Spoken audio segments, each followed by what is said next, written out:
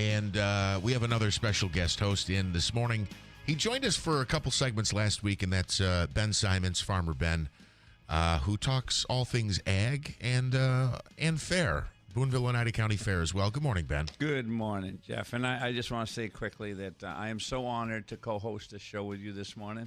Well, thank you. And we got quite a lineup coming up here for ag people. So I've been telling everybody at the Booneville Fair, listen to WIBX. It's going to be an ag morning. Absolutely, and we're looking forward to it. I enjoy these segments so much. I know our listeners do as well. You have a very friendly way of explaining things, whether it's the farm community or issues that might pop up. In fact, we're going to get into a few of them this morning. So you do a great job, and that's why we love having you on the show. Thank you. Thank you very much. Could I just have you, if possible? We are on YouTube, Jeff. All right, awesome. We say good morning to our audience on YouTube as well. Can you split the camera? We're good. Ben's on? Okay, perfect. Go, there you go, Ben. There's your camera, and mine's up over your shoulder. A lot happening. Let's do a quick recap. The Booneville Oneida County Fair. I know a lot of people were excited. You had Low Cash up there on Saturday night. Good year for the fair? We had a pretty good year. The weather, you couldn't ask for any better weather. It was hot, sunny, bright. We had a little bit of inclement weather come through the Booneville Fair on late Saturday night, early Sunday morning. They got about 2.5 inches of rain dumped right on them, like 4 in the morning, 4 o'clock in the morning. There was quite a windstorm that went through with that thunderstorm that went through Booneville. Bunch of vendors overnight, they just dropped their drapes in the evening so that the next morning they're ready to go. And the vendors woke up and found their tents on the other side of the fairgrounds, and there was some washouts. But at the end of the day, by the time the fair opened on Sunday morning, you would have never known there was any issues, none whatsoever. We all us fair volunteers, board of directors, people, the cattle people, the show people, we're on jet lag this morning because it's all 12, 14, 16-hour days because we all love the fair.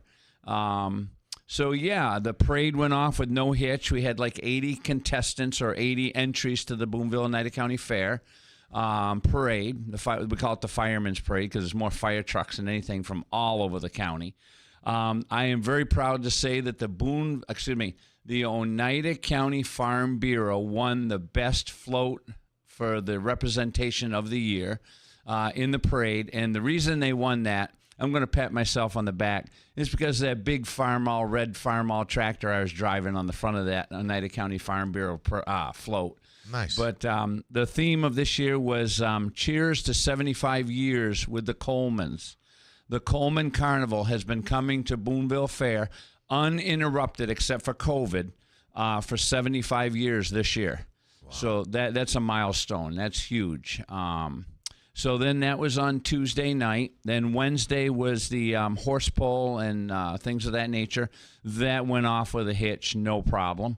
Without a hitch. There you go. Went out without a hitch. Thank you. It's early, and I'm excited about this morning, to be honest with you. I've got to slow down a little bit. And then Thursday during the day was the local out-of-field farm tractor pull, where all the local farmers bring their farm tractors off their farm and pull them. And then and what's so special about a tractor pull? Everybody says, what's that all special about? But a lot of people don't realize that a lot of these farm tractors have been in families for 2 or 3 generations. They've been handed down. They were the original first tractor that some of these grandfathers bought from the transition of horses to the first tractor on the farm. And now you're getting distance enough so there's 3rd generation owning that tractor. So they bring it to the fair not only to pull it, to see how far it can pull and how much power it has, but to show off the family pride, you follow me, of that farm. And a lot of these tractors are what I call heirloom tractors. They're inherited and passed down through the generations. Then that night, Thursday night, we had the New York State Tractor Pullers Association come in with all those big rip and tear and smoke them up and just literally vibrate the whole entire grandstand. Yeah. And the skies did go dark in Booneville on Thursday night. There was so much smoke, but everybody loves that. And then on Friday during the day, I announced the tractor pulls, and I judged the horse pull. So we'll go backwards. I judged the horse pull. myself and a couple other fellas. And then on Thursday, I announced the tractor pulls. And then on Friday, I announced the local four-wheel drive truck pulls. And that's where all the young fellas, not so young, some of them, but I should say young and not so young, and young ladies that have four-wheel drive pickups come out and hook on, same thing. They get to go pull and play in the dirt, and that's a lot of fun. The women, I got to tell you, we have a bunch of young ladies that are out there in the circuit this year pulling the county fairs, and they are just downright ruthless. I mean, it gets me excited. I get a little excited.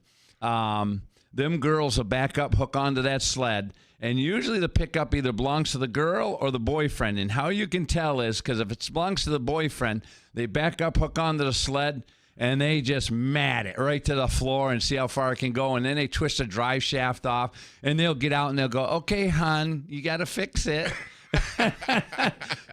And then the girls that own the pickups, they're a little bit softer, you know. Yeah. And then on Friday night we had the Mohawk Valley Pro Pullers come in, and they bring in all the alcohol burning trucks, the smoker trucks, the smokestacks sticking out of the hood, and they really vibrate Booneville with those big block engines they have in them. They shook and rock and rolled Booneville. You had no problem finding out where the truck pull was on Friday night at Booneville. And I announced that this year. Then on Saturday night, we had the beginning warm-up band was Broken Rule. They did an absolutely phenomenal job. And then the headliner was Low Cash that came into Booneville from Nashville. And they're great guys. I got to sit down, me and the fair board, got to sit down with the Low Cash band and Low Cash themselves and have dinner that was served up by Dean's Concession. He made up a nice, beautiful buffet dinner. And we had that. Then there was a meet and greet. And as you guys know, or some people do, I'm in charge every year of the ADA section of the Booneville Fair concerts. Oh, That's yes. the handicapped, special needs, veterans, wheelchairs. We have special provisions right on the track. So after I got it all set up, got my chairs all lined up and all my barriers so the guys can party on the middle of the track, and then my special needs on the outside the track, the fair manager lady, she come to me, Sue Alger. She says, "Ben, we need some help." She says, "Tonight, you got any people helping you with the ADA section?" I said, "Yep, I got my people. I'm all set, whatever we got to do." She says, "We need somebody to run Spotlight tonight for Low Cash." What? I said, "Okay, let me see if I can find anybody." She goes, No. I want you to do it. I've never run it all up there. Yeah, and so the entertainment crew that's in charge of the lights and the sound came up and gave me a crash course on how to run those $15,000 spotlights, and they create a lot of heat. But boy, you can lighten people right up with them things. You could turn them, power them right up to make people glow. Yeah. And so I had all kinds of fun. And they told me up at the security meeting that Low Cash will be working the crowd. And so I figured my ADA section, I would keep track of it. Well, now I'm on a spotlight. Let me tell you, trying to keep up with him, he worked both sides of the stage, the front, center, back. Then he jumped off the stage and went down into the crowd and worked the whole crowd. And I was having troubles keeping up with him with the spotlight because of the pillars on the front of the grandstand. But I'll tell you, it was a great night. And then Sunday was Demolition Derby, and we don't need to talk about Demolition Derby. That is a huge success every year. And as the president, Dave Hyatt, says all the time, it can rain, it could snow, it can hail, you can have a hurricane coming. Demolition Derby is going to pack the house, and they did. The place was mobbed yesterday.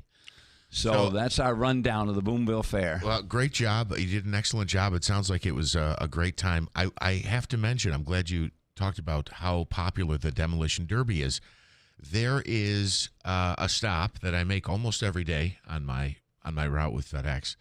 And there is a nice young lady who works at this particular place. I don't want to be too specific, but she said to me, "This particular group, they'll listen in to the show." Mm-hmm. And she goes with her fiance or husband. Maybe they're married now, but she said every year they go to the Demolition Derby. And when I talked to her on Friday, she couldn't wait. She's like, we got our tickets and we're all excited.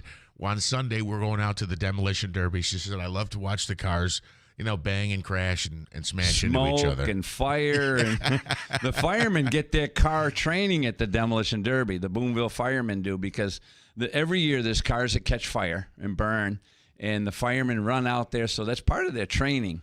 But I thought it was interesting. She said to me, they had us on in their little work environment. I don't want to say the office, but she said you had Farmer Ben on there, and she said, I'll be up there Sunday checking out the Demolition Derby. Yeah. So a very popular event. We're going to pause this conversation just for a second. We want to talk with Ryan Schmelz, our correspondent from Fox News Radio, of course.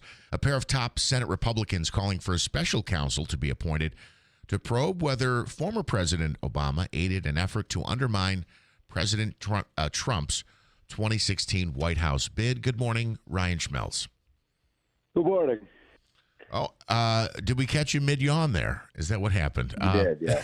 You did, yeah. It is early, and as we were talking, I don't think you made it to the Booneville Oneida County Fair, but it was a busy weekend, and some people put in quite a few hours to make that a success. So, who are the Republicans calling for this, and is it likely this will happen? We talk about lawfare and investigations into things, and I know Trump was investigated after being a president, but what is the likelihood that former President Obama will face his own special counsel investigation? Oh, I don't know. I don't think you can ever say never at this point. It's Senators John Cornyn and Lindsey Graham who are calling for this. And one thing to keep in mind, though, is that the Supreme Court did rule in President Trump's favor when it comes to presidential immunity and the acts that a president has in terms of protections while he's in office. And that's going to probably really benefit Barack Obama in this situation if they decide to go down that road. And President Trump has admitted it, that it's probably going to help him significantly. So if former President Obama faced an investigation,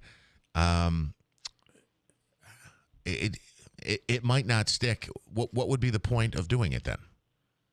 Well, it's not just President Obama's involved too, though. Keep in mind, this is a whole Obama administration-wide accusation that they're talking about. So, just give Republicans more fuel when it comes to James Comey, or there's some other people involved that could be linked in here as well. So it's not just Barack Obama; it's a pretty extensive group.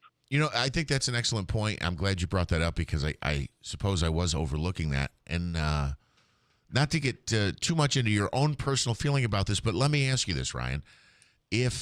How fair is it if somebody's acting at the direction of a president, the president is immune from directing people to do that, but those who under him would face consequences? Does that sound fair? Well, that's probably a question for the courts, and that's what they probably have to determine, and also the special counsel. So I don't know. I mean, I'm sure it's something that could get brought up, but we don't know if that's going to be an argument that's made or not. Ryan, what is the process going forward as to whether or not a special counsel would be appointed? Can these two Republicans, you mentioned Graham and Cornyn, can they do it? Is it only a majority of Republicans who can direct or request this? What's the next step from here?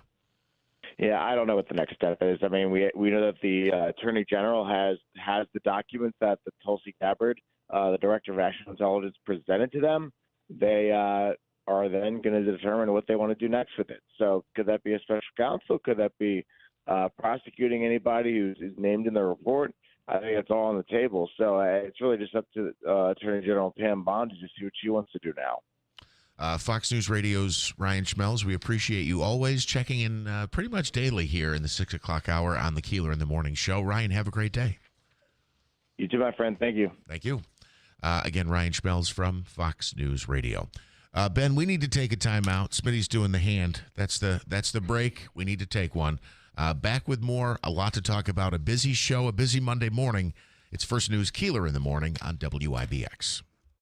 The Falcon Clinic in Washington Mills is ready to take care of your medical needs.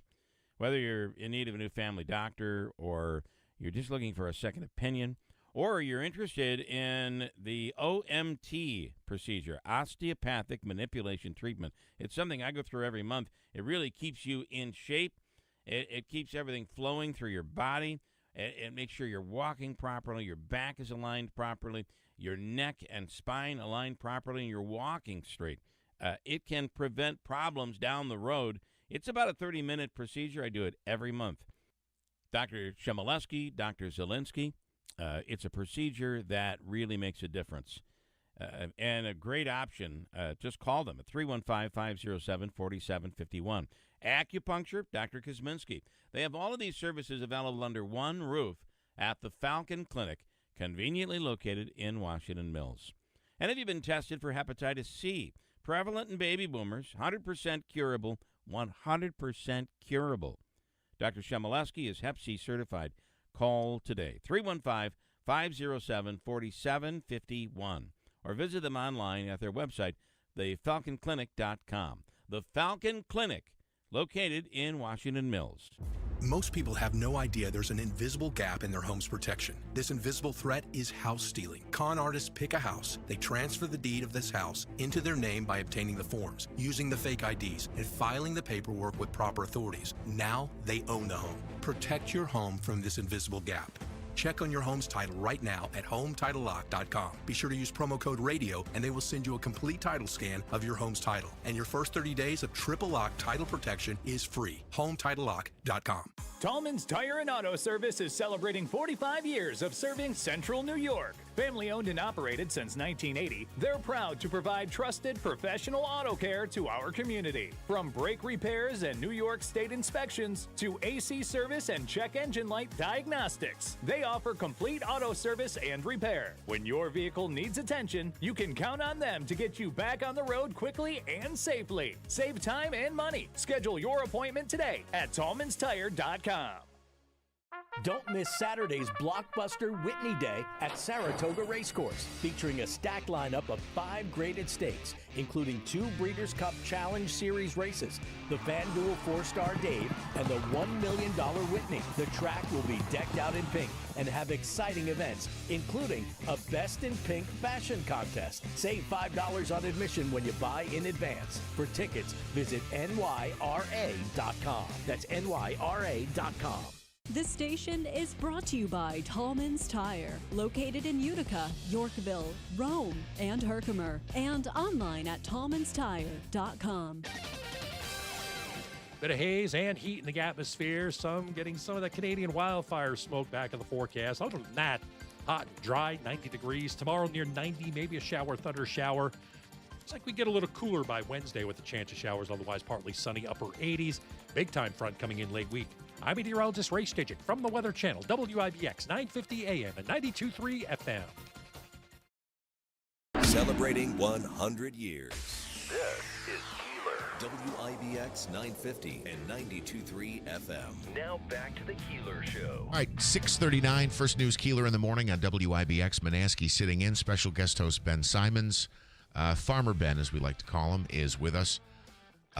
Just to put a bow on something quickly, we talked about this in sports, and before we move on, and I forget about it, we talked about unanimous induction into the Baseball Hall of Fame. Ichiro yesterday was 1 vote shy. The vote wasn't yesterday, but yesterday he was inducted. 1 vote shy of being unanimously inducted into the Baseball Hall of Fame in Cooperstown. Now, Smitty, we discussed this briefly in sports. Sometimes we get our lines crossed a little bit. Explain, we talked about Jeter and Mariano Rivera.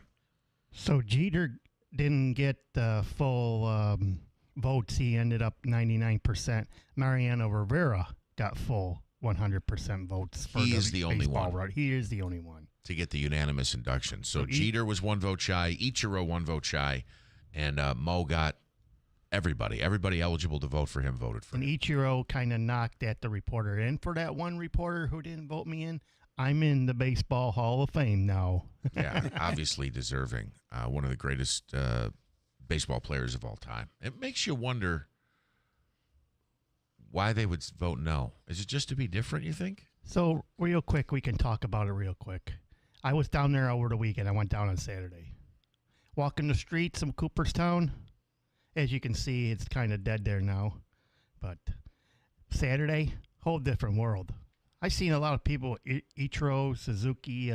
You saw him? No, I didn't see him, but I seen fans with like Mariners stuff on. It was mostly Mariners and Yankee fans walking down there. Yeah.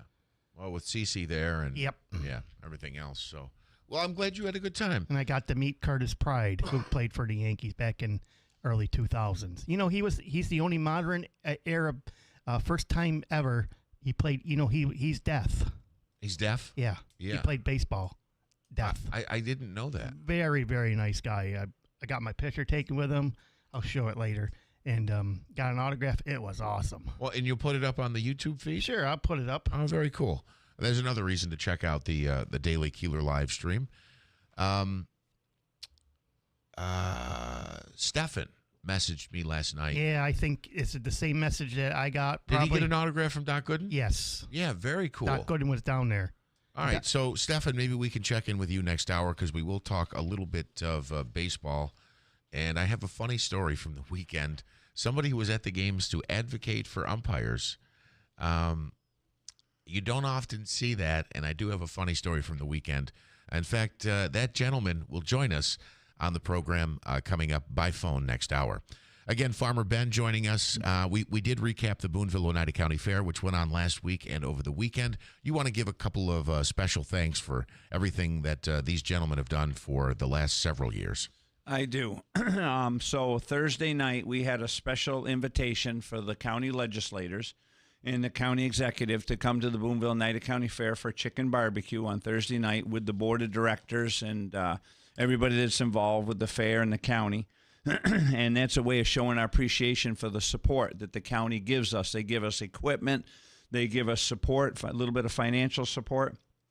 And this year was very, very special. Jerry Farini, the chairman of the legislative board, has been serving on the board of legislators in Oneida County since 1979.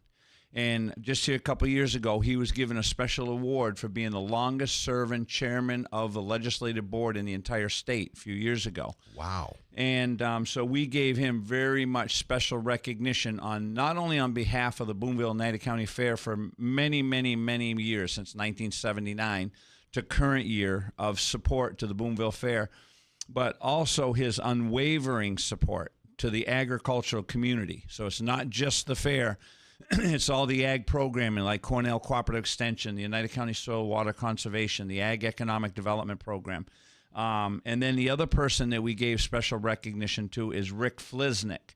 He's the chairman of the Ways and Means Committee, and he's decided not to rerun for his position.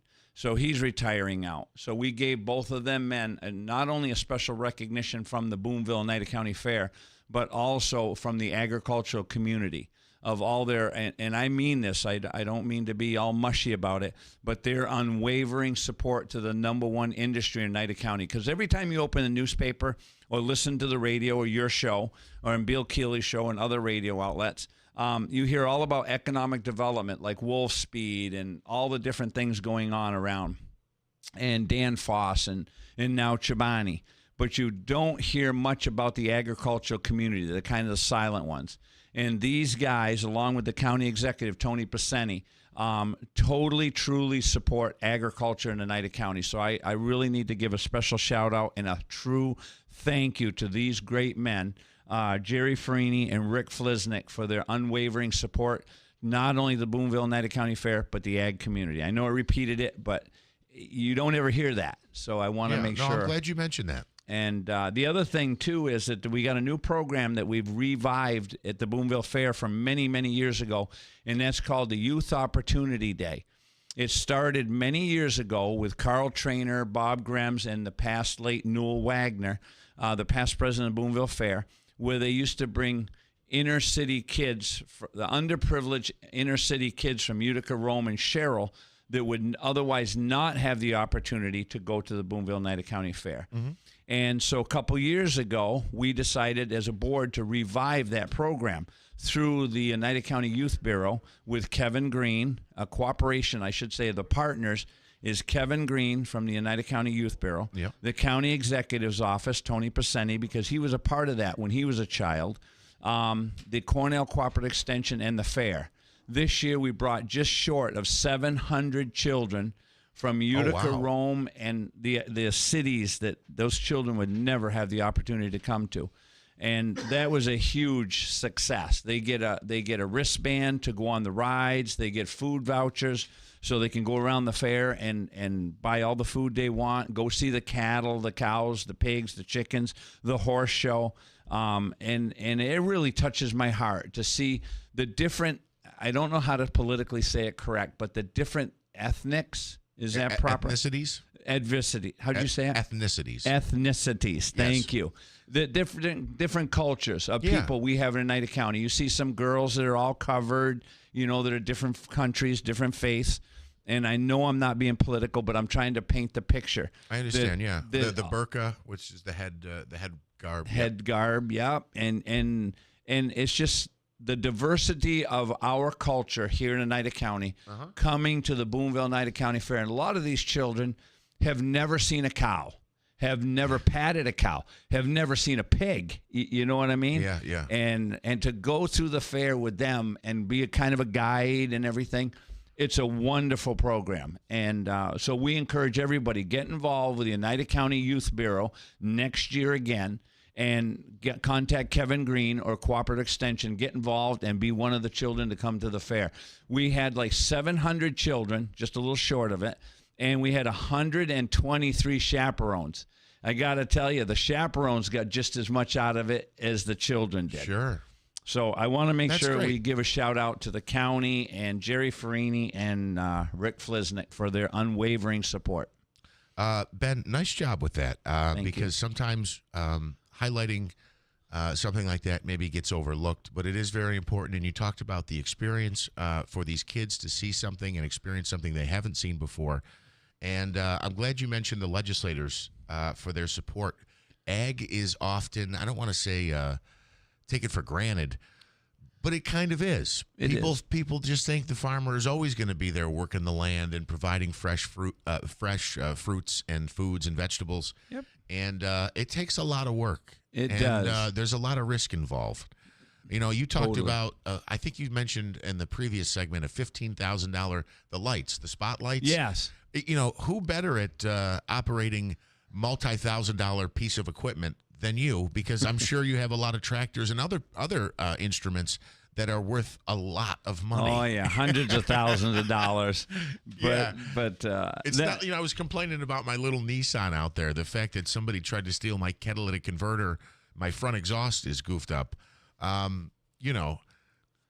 That car brand new was probably only worth $20,000. You got equipment on the farm that's worth 10 times that. Oh yeah, worth more than most people's homes. Some of these tractors are worth more than most people's actual home.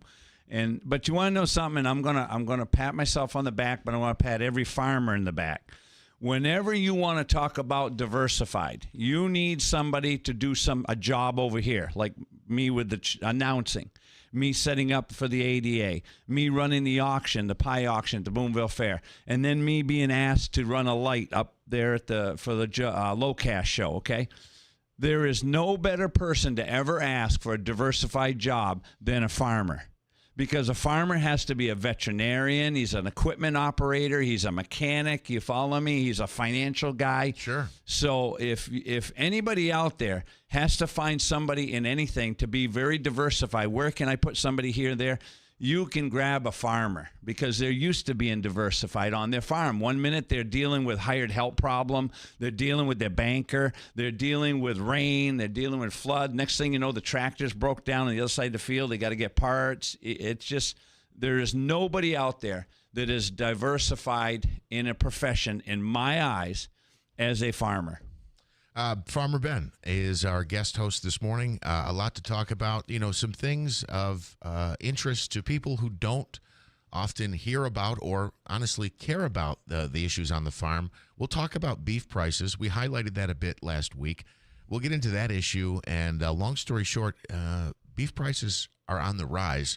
We'll try to explain why and how much of a rise. We'll do that in coming up in just a little bit. Also, we touched on at the end of the program last week the situation with migrants, and I do want to rehash the understanding of the folks that you hire, whether or not they pay taxes, whether or not they're quote-unquote documented, because I think there's a lot of false information that gets passed around in the national news. And I guess you can't speak for the whole country, but you know what the laws and the regulations are here in the state of New York. We'll touch on that as well. And how about the idea that migrants, and this is true to an extent, do the jobs that Americans won't do? Don't answer yet, but I'd like to know whether or not you have some city folks or some country folks who might be working the farm, who are American citizens, who were born in this country, or if it's a workforce that's exclusively migrant and non-local. We'll talk about that and many more issues. You can comment or watch us. We're live on YouTube this morning. Just search Keeler in the Morning or the Keeler live stream. It is First News Keeler in the Morning on WIBX. Are your windows old and tired? Hard to put up and down? Builder's grade windows just aren't made to last very long. Patriot Home Solutions is a different kind of window company. No games or gimmicks, no long drawn-out sales presentations, just high-quality, custom-fit windows at reasonable prices made right here in New York. And right now, you can get up to $2,000 of free windows from Patriot and NYSERDA, plus 0% interest for 18 months. Most homeowners qualify for the free windows, and income is not one of the requirements. So write this number down, 315-401-0440. That's 401-0440. Patriot Home Solutions will tell you right over the phone if you qualify. Don't miss your chance to win up to $2,000 of free windows. Funds are limited, so call before they run out. Learn more at callpatriothomesolutions.com. That's callpatriothomesolutions.com. Beautiful woodwork adds warmth and charm to any kitchen.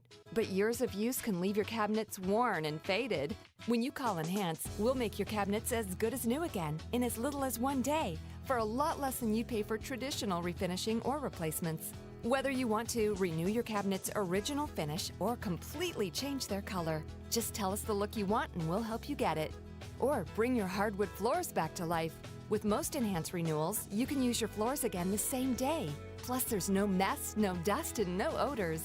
Call Enhance today for a free in-home consultation. We'll explain the process, we'll show you how your cabinets or floors will look when we're done, and we promise you'll be really pleased with the price. And when you trust Enhance, you'll get the skilled workmanship and attention to detail we bring to every job. There's no obligation. Call us now at 738-1113. 738-1113. Do you suffer from sore feet, back, knee, or hip pain? The Good Feet Arch support system has helped many people find relief, like Tim. I'm always telling my colleagues who have sore feet, this is the greatest thing. I'll even take my shoe off and show them. And I believe in the product so much. When you have something that works, you kind of want to share it with people. It worked for me, maybe it can work for you. Or do you wake up at night with heel pain, like Crystal? I would wake up in the middle of the night with all kinds of pain in my heels and in my arch. So I went to the Good Feet store. And ever since then, I've been pain-free. I wear them every day. I wear them when I walk, at the gym, when I work. They're great. Get back to walking, working, and exercising, and imagine a life without pain. No shots, no surgery, no medication. You've got nothing to lose but your pain. Stop into the Good Feet store today for a free fitting and test walk. We're located on Commercial Drive, across from Hobby Lobby. To doing what I love and more, thanks to the Good Feet store, thanks to the Good Feet store. Tallman's Tire and Auto Service is celebrating 45 years of serving Central New York. Family owned and operated since 1980, they're proud to provide trusted professional auto care to our community. From brake repairs and New York State inspections to AC service and check engine light diagnostics, they offer complete auto service and repair. When your vehicle needs attention, you can count on them to get you back on the road quickly and safely. Save time and money. Schedule your appointment today at tallmanstire.com. When you're hiring, have you ever felt like you're missing out on meeting truly great candidates for your roles? It seems impossible to find them, but they have to be out there somewhere, right? Well, they're not hard to find when you know where to go, and that place is ZipRecruiter. And right now, you can try ZipRecruiter for free at ZipRecruiter.com/free. ZipRecruiter helps 10 million people with their job search every day. And because these people are actively looking for jobs just like yours, it's easy to find the right person right away. In fact, 4 out of 5 employers who post on ZipRecruiter get a quality candidate within the first day. But if you're not using ZipRecruiter, you're missing out. So see what it's like when the impossible is easy. When you go to ZipRecruiter.com/free right now to try ZipRecruiter for free. Once again, that's ZipRecruiter.com/free. ZipRecruiter.com/free. Never miss out on great candidates with ZipRecruiter. There's no place like home with AmeriQ Credit Union. For 75 years, AmeriQ has helped your friends and neighbors step into the homes of their dreams. Let us help you find yours. Apply today at ameriq.org/home. Equal housing lender. Mattress Express's summer sale is on. Get a king for the price of a queen for the price of a full, and a full for the price of a twin, starting at just $4.99. Beautiful select therapeutic mattresses. Go to mattressexpressny.com. WIBX. This is Keeler. WIBX 950 and 92.3 FM. Now back to the Keeler Show. All right, a Monday morning, first news, Keeler in the morning on WIBX. Bill will be back next week.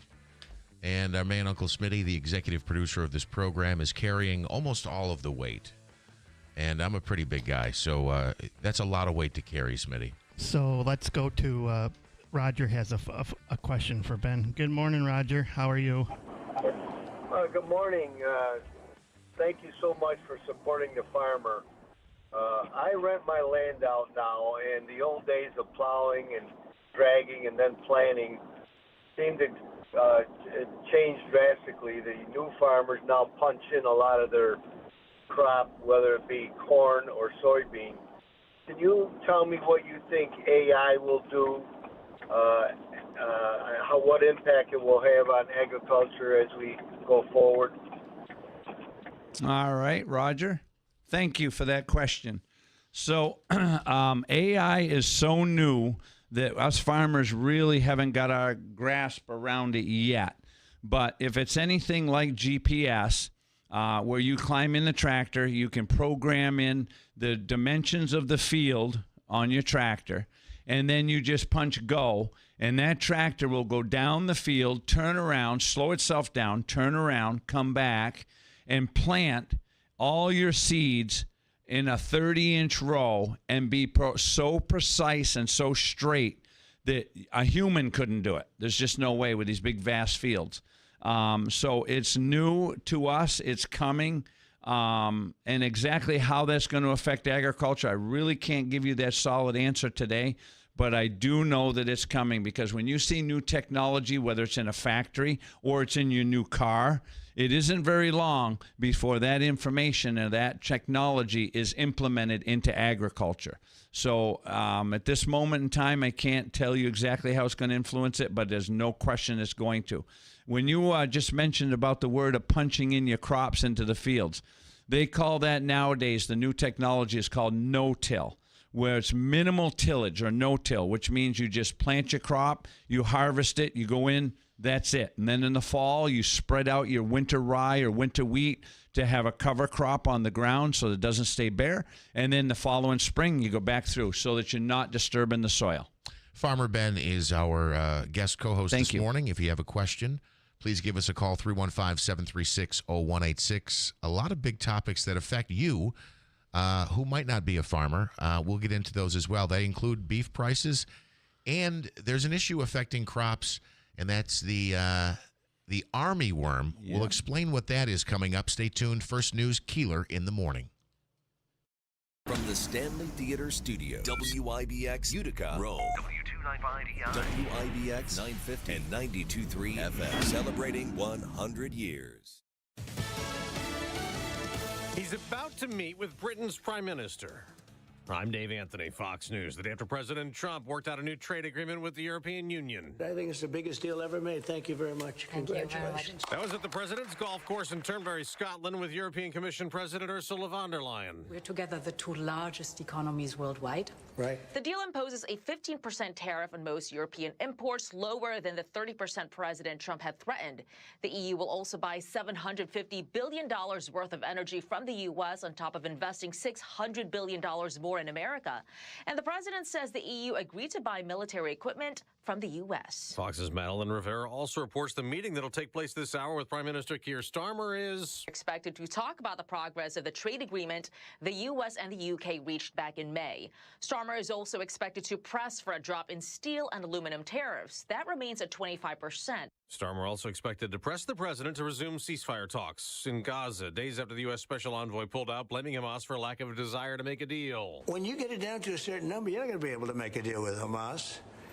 Because once they give them up, then they feel that that's going to be the end of them. Israel has airdropped food into Gaza amid growing concerns about starving Palestinians, and there are humanitarian pauses in Israel's fighting against Hamas in some areas to allow more aid to flow in. The man accused of going on a stabbing spree at a Walmart Saturday is facing terrorism charges. Customers in the parking lot in Michigan stopped him. Confronting the alleged attacker. One of them, Derek Perry is his name. He drew a gun, and they didn't let him leave. Throw the knife that way! Throw it away! 11 people got stabbed. Of them, one has already been released from the hospital. 2 are still in serious condition. Fox's Mike Tobin in Traverse City, Michigan. America's listening to Fox News. Summer is all about making memories, right? Backyard barbecues, road trips, maybe finally getting around to that hiking trail you've been eyeballing. But if you're living with pain, those future memories can be stolen from you. So here's a thought. Call 1-800-4RELIEF and try Relief Factor. Relief Factor is a 100% drug-free daily supplement designed to help your body fight pain. It's a doctor-developed formula made from natural ingredients. Best part? Relief Factor doesn't mask pain. It helps reduce or even eliminate it for good. Whether it's kayaking, running around with the little ones, or just chilling in a hammock, Relief Factor can help you feel better, move better, and do more of the things you love all summer long. So if you're ready to reclaim your summer, head over to ReliefFactor.com or give them a call at 1-800-4RELIEF. Do it now and get their 3-week quick start for just $19.95. That's 1-800-4-RELIEF. Well, that trade deal with the European Union may lift the stock market even higher. Futures are rising this morning, coming off Friday's gains that put the Nasdaq and the S&P 500 at record highs. Now, President Trump keeps hailing the billions of dollars in new tariff revenue, but a recent Congressional Budget Office analysis projects the president's tariffs and the anticipated revenue won't cover added deficits, some as a result of the recently signed Big Beautiful Bill. Commerce Secretary Howard Lutnick on Fox News Sunday said the president's pursuit of new markets makes a difference. Japan, Indonesia, Vietnam, you name the deal he does, and he opens that market. That's going to have export growth, right? Never before has our ag and our industrials actually had access to these markets. Lutnick claims cash generated from tariffs over a decade could bring in about $7 trillion put toward the U.S. deficit. Gernal Scott, Fox News. There are 5 new plaques in Cooperstown, New York. 5 new players were enshrined into baseball's Hall of Fame Sunday. CC Sabathia took time to remember a class member who didn't make it to the podium. I can still name the whole lineup from the 1989 World Champion A's in my sleep. At DH was Dave Parker. I know we all wish he was here with us today. He was the Cobra, but also became Pops, a father figure to a generation of black stars. Courtesy MLB Network, Dave Parker passed away last month after being elected by the Classic Era Committee, along with Dick Allen, who also entered posthumously. Sabathia and outfielder Ichiro Suzuki went in on their first ballot. Ichiro, the first Japanese player in Cooperstown. The 5th member of the 2025 class, closer Billy Wagner, got in his final year on the ballot. I'm Tim McMaster, Fox News. On the field, the New York Mets won their 7th straight game, beating San Francisco to take a slightly bigger lead atop the National League East over Philadelphia. The Phillies lost to New York's other team, the Yankees. I'm Dave Anthony, and this is Fox News. We do have some sunshine now, 69 degrees. Good morning, I'm Jeff Monaski. WIBX 950 AM, 92.3 FM news time is 7:05. This news update brought to you by Clinton Tractor, the leader in service. Visit clintontractor.net. Well, the area is about to face yet another round of heat and humidity over the next several days. The State Department of Homeland Security and Emergency Services says forecasted feels-like temperatures will be between 90 and 100 degrees through Wednesday at least. Long stretches of heat can have an impact on the elderly and children. It's recommended to stay indoors as much as possible. You can find the latest local forecast at WIBX950.com or visit NOAA.gov. A Central New York Sheriff's Department is issuing a warning about an ongoing scam. The Onondaga County Sheriff's Department says the agency is finding that criminals are impersonating U.S. Customs and Border Protection agents and law enforcement. Now, this particular scam involves claims that a package addressed to you has been intercepted at the border and it may contain illegal items. Scammers then threaten legal action or ask for money to resolve the issue, and they may use the names of real agents to appear legitimate. Anyone who gets a call like this is encouraged to hang up the phone immediately and contact your local authorities. Local gas prices down a bit yet again this week. AAA says the average cost for a gallon of regular fuel now at $3.08. That's down 2 cents over the past week, 7 cents in the last month. Currently, the statewide average is $3.16. Nationally, it is at $3.14.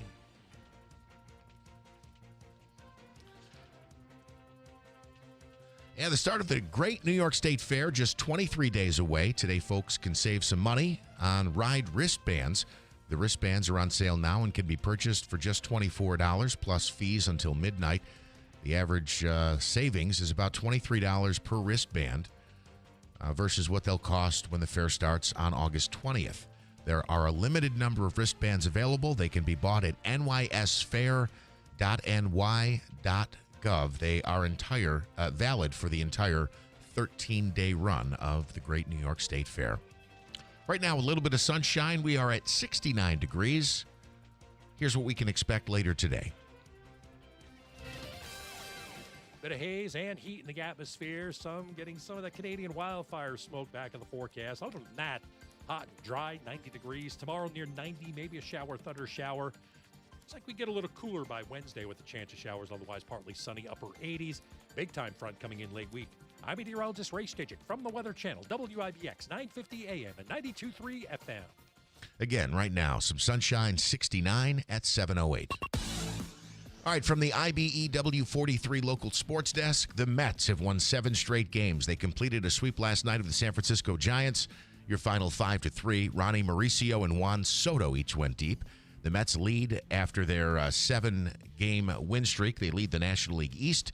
They now open up a series against the Padres in San Diego beginning tonight.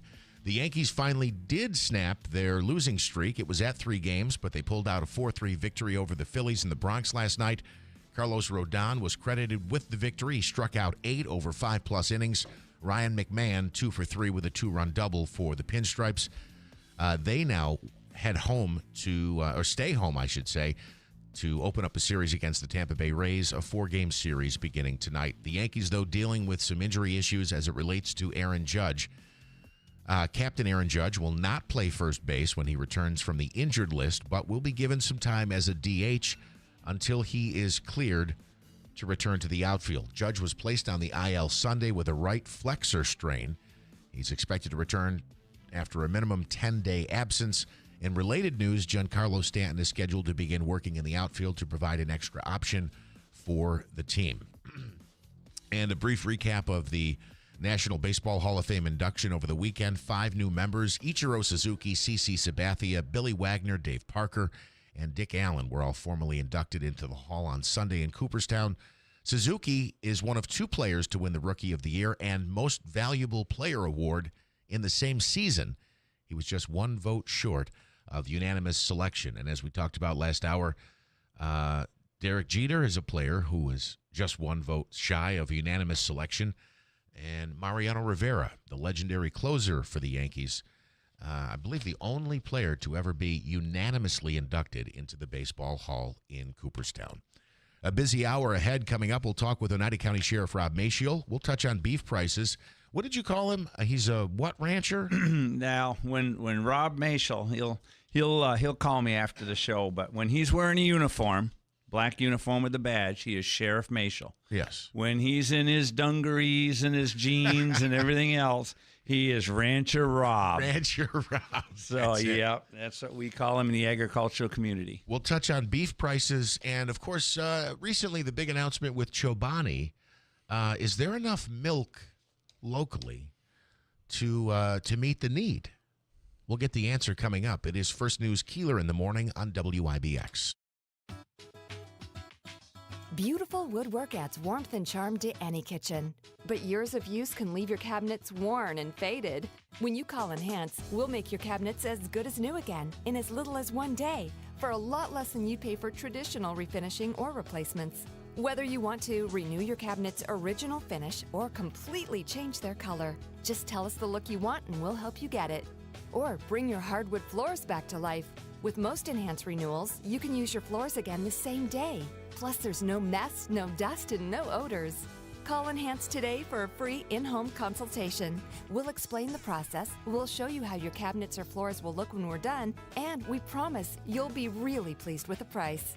And when you trust Enhance, you'll get the skilled workmanship and attention to detail we bring to every job.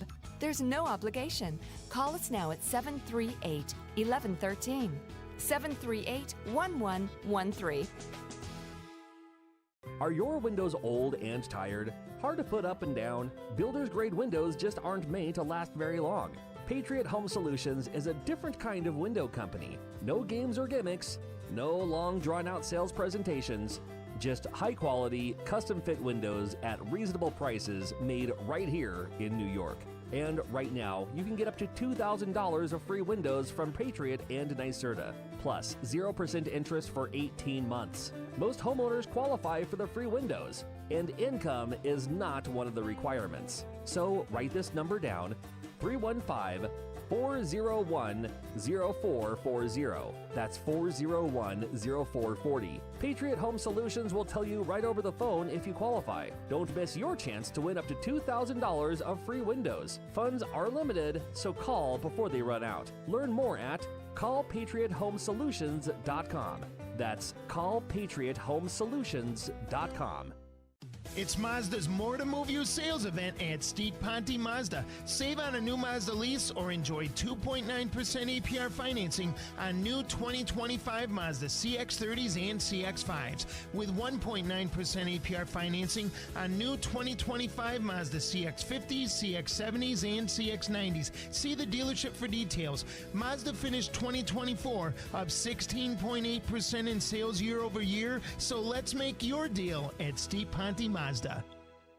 Don't miss Saturday's blockbuster Whitney Day at Saratoga Racecourse, featuring a stacked lineup of 5 graded stakes, including 2 Breeders' Cup Challenge Series races, the FanDuel 4-Star Dave, and the $1 million Whitney. The track will be decked out in pink and have exciting events, including a Best in Pink fashion contest. Save $5 on admission when you buy in advance. For tickets, visit nyra.com. That's nyra.com.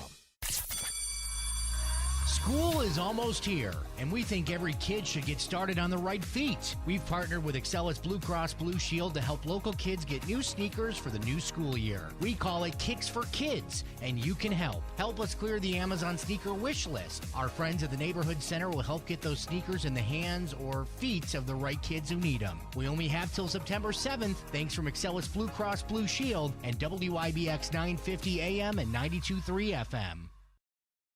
Celebrating 100 years. This is Keeler. WIBX 950 and 92.3 FM. Now back to the Keeler Show. All right, we're back. It's First News Keeler in the morning, WIBX 950 AM, 92.3 FM. We are streaming live this morning on YouTube. Of course, always streaming on the WIBX 950 mobile app. Unless there's a power outage, then sometimes we have to reboot the computers. And speaking of power outages, there was a power outage in Old Forge on Friday, and that prompted the closure of several businesses up there, but including Enchanted Forest Water Safari. Where the fun never stops. Dun, dun. So 2 notes on that. One, the outage Friday prompted a nice flow of traffic over to the Booneville Oneida County Fair. Yep, that's how I heard about it. Was all of a sudden there was this influx of kind of younger people, nothing wrong. We always love people coming to the fair, but it's all of a sudden, excuse me, there was this little bit of an influx. And then all of a sudden I asked some people, hey, boy, look at all these younger people. This is kind of cool. And they said, yeah, because the power's out up in Old Forge at Water Safari, so everybody decided to bring the families down to the Booneville Oneida County Fair. So it was kind of a downside for the Water Safari, but guess what? It was an uptick for the Booneville Oneida County Fair. Well, I'll tell you what. You say a downside for Water Safari. They got that traffic back on Saturday for sure. I took my little guy up there, and I assume because the park was closed Friday, people got vouchers for the weekend or vouchers for the season, one day in the season. And a lot of people who are visiting or on vacation used it almost immediately. I got up there. The park opens at 10 o'clock Saturday morning. We got up there just after 9:30. It was about 9:40. The whole front lot was full. 3/4 of the side lot was full, and there was a line that wrapped around almost to the front gate, almost all the way to the back where the drive rides are. Yeah. I mean, that place was jamming on Saturday. And one more note on that. I learned a lesson the hard way. My son was in charge of putting the sunscreen on my back. And I'll just say by the time I got home Saturday night, my back was so pink, I was glowing in the dark. Looked like a lobster. He missed a couple spots, to say the least. And even wearing this shirt this morning, I'm paying the price, man. Just the chafing of the shirt every time you move rubs against your skin. And I was glowing in the dark by Saturday night. I'm almost pink. So fortunately, the power situation was resolved in Old Forge by the weekend, so it was a busy, busy weekend up there as well. We now welcome in Oneida County Sheriff Rob Maciel, also Rancher Rob. We're going to talk some beef prices. We're also to get into Chobani and milk prices. And Ben, I'm gonna turn the reins over to you, if you will, because I know this is obviously your expertise. This is your this is what you live. This is your livelihood. So take it away, Ben. All right. So yes, like I said earlier, I want to introduce. When he has the badge and the black uniform on, he is Sheriff Maciel, no question about it. But when you see him out in his blue jeans and his dungarees riding around in his pickup, he in the community of Steuben, Holland Patton, Booneville, he is Rancher Rob. So Rancher Rob, how are you this morning? Good morning, guys. Actually, I'm in the transition. I just got done doing chores and about to get ready to head off to work here. But beautiful morning, real foggy here. Could barely see any of the cows outside. Pretty interesting, but no, it's Monday. We'll see what this week brings. But thanks for having me on. And I'm certainly no expert in any of these fields. We do run a small farm here, my wife and I, and it started out as a hobby, but I think we're a little bit beyond that at this point in the game. But just happy to be on the show, and I'm open for any topic you want to hit on, Ben. All right, Rob. Excuse me, Rancher Rob. Seeing we're on a farm show this morning. If you would give us a little overview of what your thinking is and what you're seeing in the beef prices, because you are a beef farmer as well as a rancher with horses. But let's talk beef for a few minutes. Sure. It's probably, we've been running our farm for, it's our 10th year, actually, my wife and I. I grew up, never lived on a farm, but I grew up working for an uncle up here in Holland Patton on a farm. That's where my mom was born, in Holland Patton, family of dairy farmers. My grandfather ran a dairy farm. All three of my uncles had farms. And so I was blessed to be introduced to the farm at a young age. Like I said, even though I never lived on one, we always went back to my mom's farm where she grew up every weekend, every holiday. So as soon as, I guess in the farm world, we'd say, as soon as my reached the clutch, I was driving tractors, and just had a great experience growing up. Always had a dream to have my own farm. My wife, when she was a little girl, she lived on a farm in a foster home in New Hartford, the Humphreys Farms, and a very well-known farm family in New Hartford. And she was blessed to spend several years of her childhood on that farm. And when we met in our 20s, shared childhood stories, found out we had this farm thing in common, and we said, you know what, someday, if we ever get married, we're going to get our own farm. Well, 31 years later, so far, we've been married for 31 years. But 10 years ago, we decided to try out that dream before we get too old, and here we are. So we have about 40 cattle on our farm, beef cows, mainly Herefords. Have some Red Angus. Started experimenting with some Wagyu, and beef market is unlike I've ever seen before. Market prices are through the roof. Certainly with beef cattle, but any type of cattle going through the market, just incredible prices. Typically, we would sell our cattle by quarters, halves, and wholes to just a small group of customers, and we're still doing that. My only complaint is I wish the cattle would grow quicker because we have so many people that want beef. We just can't keep up with the requests. And but our focus changed a little bit last year. We started selling feeder cattle, much younger, way before they're ready for butcher. And just because the prices are crazy. Back when I worked for my uncle on a farm, if you got $20 for a newborn calf that you had to sell, you were happy with that. Now, newborn calves are bringing $1,000, $1,200, just an incredible numbers. And I just don't know. Again, I don't know the mechanisms and the logistics and the logic behind the market prices. But I mean, we sold a newborn calf recently only because the mom wasn't accepting it. It was a first-time mom, and that happens sometimes. But we sold a calf for $1,300. And again, like I said, go back 20 years. If you got $50 for that calf, you would have been happy. And it's just incredible what the market prices are doing. But I'm tiny. We're just a small farm. The big beef farmers, they certainly know the logistics a lot better than I do. But we enjoy it. It's been an interesting summer. Our haying season was so slow to start because of the wet spring. Now it's so hot you can barely function outside, but we're pecking away at it, and it's just like I said, I'm just blessed to have this opportunity to be part of the farming community in a tiny way.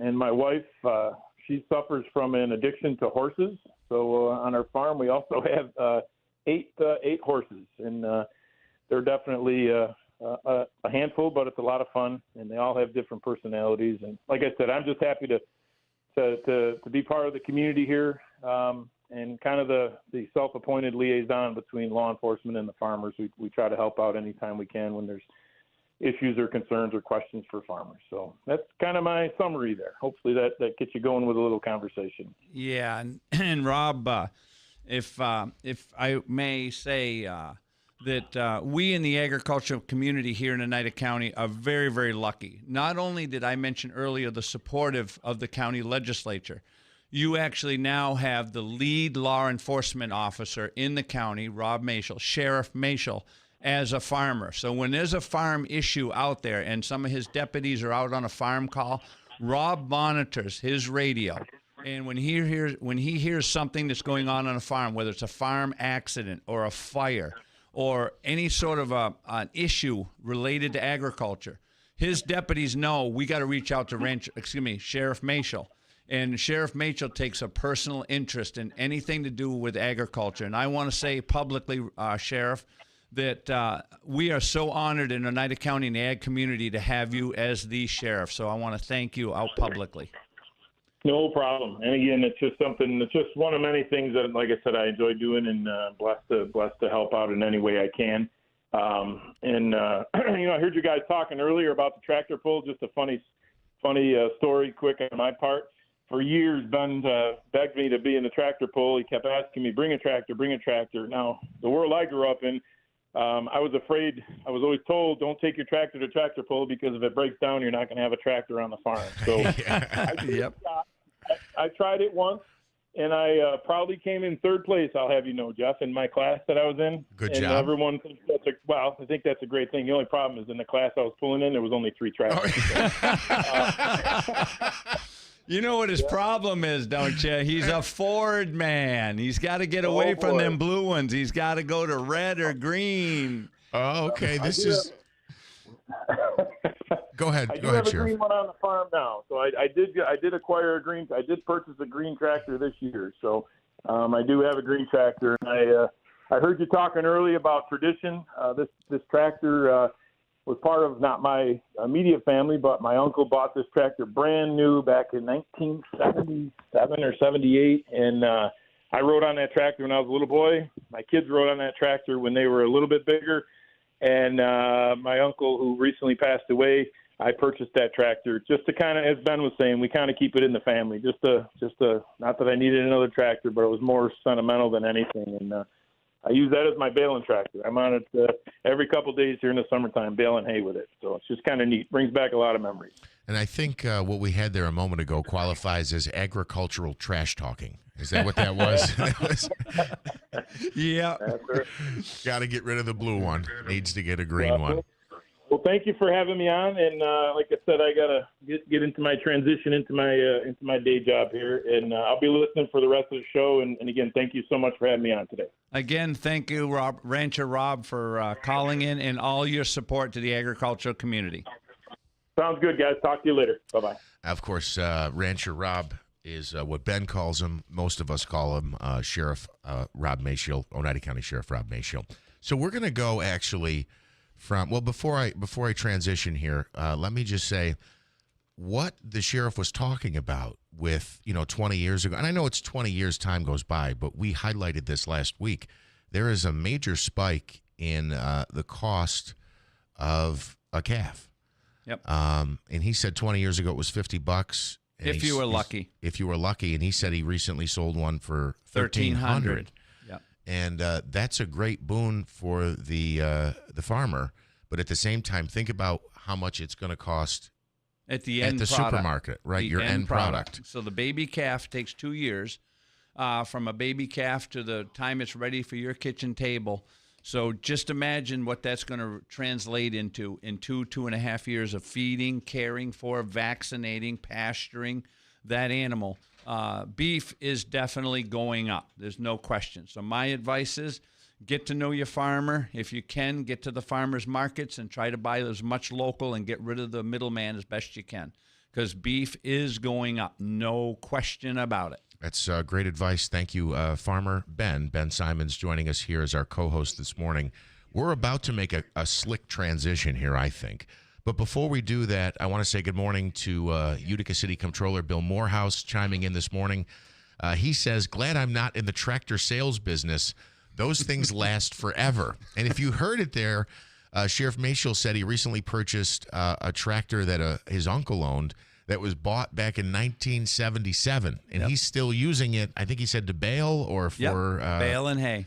For bale and hay. And I still use on my farm, Jeff. Let me do the math. That was almost 50 years ago that thing was purchased. That tractor was purchased. We're going to go back further than that. I have a Farmall Super C that's my most favorite raking tractor on my farm. I had to rebuild the engine to give it a little more power to pull the double rakes that we use. And they're 1953. On my Farmall Super C, most favorite tractor on my farm. Wow. And the second most favorite tractor is my Farmall Super H, and then I have and that's 1953. And then a couple years ago, my son bought me a Christmas present, which was a 1976 Farmall 666. And that's a 1976. We got some newer tractors that we rely on every day, the bigger tractors that do the heavy get down and pull tractors. But we still farm with 1953 tractors that are fully restored and 1976, just like Rancher Rob. When he's on a tractor, he's Rancher Rob. You got it. But these tractors last. They just do. I don't know about the new ones with all these computers and everything. They're not so, I don't think they're going to last as long as 50 years.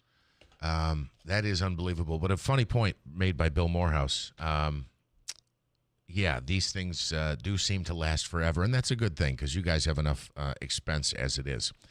The slick transition I referenced was going from talking about cattle and beef prices in the ag industry. We're going to go to somebody I met yesterday, and we're going to call him T-Bone the Cow. And it has nothing to do with what we've been discussing here with ag. It's a gentleman I had a chance to meet as I was doing a baseball tournament yesterday. I had several games. It's been extremely busy. There were, in fact, I believe 2 tournaments locally, one in Rome and then one at Accelerate. So prior to the game, this guy comes up to me. He's got this cow hat on. I think he had a cow shirt and he had like a COVID mask over his face. And I immediately thought, here we go. The game hasn't even started yet, and I'm going to start getting it. So he comes up to me. He shakes my hand. He says, hey, how are you doing? What's your name? I said, I'm Jeff. He goes, listen, I want you to know something. I've got a cowbell here, and I think he had an air horn. And he said, what I'm here to do today is if anybody gives you or any of the umpires any trouble, he goes, I'm going to start ringing this cowbell. And I think the other thing he had was an air horn. He said, but I'm going to give them a hard time. And by them, he means the parent or spectator who's giving the ump a hard time. And I said, okay. I thought it was a little odd, and it's certainly rare. It's certainly rare to see that, somebody out there advocating for the umpires. We're going to welcome him in now by phone. We're calling him on the air, T-Bone the Cow, who showed up when it was 85 degrees at a baseball field, dressed as a cow yesterday. Good morning, T-Bone. How you doing? I'm doing great, Jeff. Can you hear me okay? Yes, you sound good. Let me thank you for showing up over the weekend. It was a 3-day tournament, and you were sticking up for umps over the weekend. Why did you do that? What made you do that? Well, you kind of alluded to this, Jeff, but last time I checked, no one shows up to cheer for the ump. And why is that? It's a shame. The game could not happen without you guys, but no one's on your side, and I don't understand it. So there was a particular situation yesterday, and I don't want to get into all the details. There was a play at the plate. I was the plate umpire, and a young man was on third base, and the ball gets by the catcher, so now he's going to try to score, and he runs home. And it was a close play, and the young man slid, but his leg was elevated in the air. So from what I saw, and I'm not going to sit here and say I was right. Sometimes umpires get it wrong, right? Sometimes, and maybe the kid was safe. But his leg, to me, looked to be in the air, so he didn't touch the plate. His leg crossed the plate, but he never touched it, and the pitcher caught the ball and tagged him on the leg. So I call him out. Well, I believe it was the young man's parents were sitting behind the plate, and they start yelling, oh, how could you make that call? It's terrible. What are you doing? What are you looking at? All this other stuff. And I just looked at them, and I said, his foot was in the air. He didn't touch the plate. The kid tagged his knee. He's out. And over my shoulder, I can kind of hear, hey, great call, Blue. That's a good call. Way to go, Jeff. And in a cow uniform. In a cow uniform. Now, listen, I need to say this because sometimes fans will chastise you and be sarcastic when you make a bad call, or if they don't like the call, they'll say, way to go, Blue. You got that one right, sarcastically. Well, he wasn't being sarcastic. Do you want to mention what you said to the parents and how that conversation unfolded? Well, really quick background. I had sent a letter to both teams saying, I am a neutral party. I am not going to say a word the whole game unless you guys make me speak up. So once they complained to you twice, I felt the need to speak up. To me, it was a 50-50 call. You got it right. Once they spoke up, I'm like, great call, Jeff. And then they looked over at me. I looked over at them, and they're like, why are you harassing me? And I said, why are you harassing Jeff? Which I appreciate so much because nobody ever does that at the games. I do have to ask the question, though. What inspired this T-Bone fella to show up at a baseball game wearing a cow uniform? I need to understand that one. We don't have time for this right now, but I grew up on a dairy farm up in Krogan, New York. Bless you. I own a Farm Hall H tractor. Yes. From like the 50s or 60s that my brother-in-law has refurbed, and he uses it tinkering around, like a gentleman farmer. But like theoretically, I still own it, but I don't get up there much. So it actually ties into what you were talking about before. But it's a tribute to my past. It's a tribute to my father who passed away from cancer, a lifelong dairy farmer.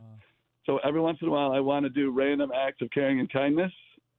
But when I put on the cow suit, it's a random act of cow kindness. So it ties into a family policy of just doing good things for good people. Well, I want to, as Farmer Ben, the voice of Oneida County agriculture and a retired dairy farmer, I want to say thank you for taking the courage to wear a cow uniform out in general public. And God bless you for doing that and being a promoter for the dairy industry. Just by you wearing a cow uniform truly is a promotion. So thank you. You're welcome. And I do need to add, I don't know how cows do it, because that leather does not breathe, and I was dying inside that cow outfit. I can imagine. It was hot. That's why you see cows gathered next to the woods this time of year. Yeah, it was quite hot out there. Did you have any other interactions with fans over the weekend? How bad was it? Oh, I should have. That specific game was what I was doing, because those two teams on Wednesday night here in Syracuse conspired to act so poorly that a 15-year-old umpire ended the game early and kicked them off the field and told them to go home. So okay, you started talking about this yesterday, and I wasn't quite following. So there was a game earlier this week, and I don't want to mention the teams, but the two teams that were on the field yesterday, they were involved in a game Wednesday, and the umpire was 15. He's a kid. He's a kid learning this trade. So take it away. So I unfortunately wasn't there. I don't play, with travel teams, sometimes you play with a team, sometimes you don't. So I wasn't there, but just adults behaving badly, no one speaking up, no one telling the other parent to pipe down, no one being there for the kids specifically, but then no one being there for the ump. And both sides are to blame, but guess what? Both teams blame the other side and are blameless in their mind. But both teams were to blame. But by the end, the ump finally said, "I've had enough. This game is over. Go home." A 15-year-old ump had to kick out adults from a game of 12-year-old kids playing baseball. And I am ashamed for them. So I'm like, this is not going to happen on Sunday morning. So just so you guys know, this tournament was just random bad luck that those two teams came through the tournament and ended up matched up against each other 3.5 days after the 15-year-old ump ended the game. Unreal. It's unreal. And again, to be clear, we're talking about adults here. We're talking about adults who have 12-year-old kids playing essentially Little League baseball. Yeah, 12U baseball and travel tournament. They don't call it Little League, but these are Little League age kids. And the parents sometimes get so out of control. Even when the umpire is a couple years older than their children who are on the field, they just can't. They just can't help themselves. Yeah, go right ahead. So the sign I was holding was from the Lorax, which in the Lorax, is about the trees and being environmentally conscious, but I use it for other things. So the quote from the Lorax is, "Unless someone like you cares a whole awful lot, nothing is going to get better." It's not.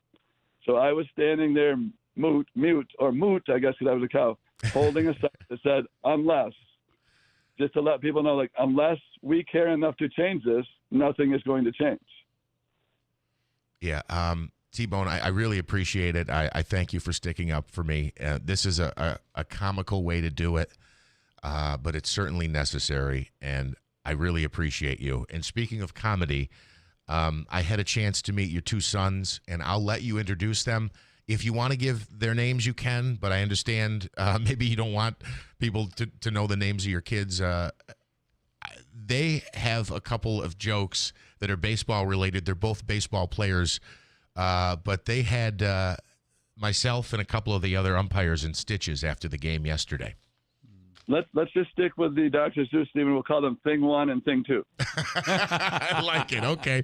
So Thing 1, good morning. How are you? And I understand you have a joke for us. These are Chuck Norris baseball jokes. The legend of Chuck Norris, and T-Bone has incorporated it into his baseball family. Thing 1, go ahead.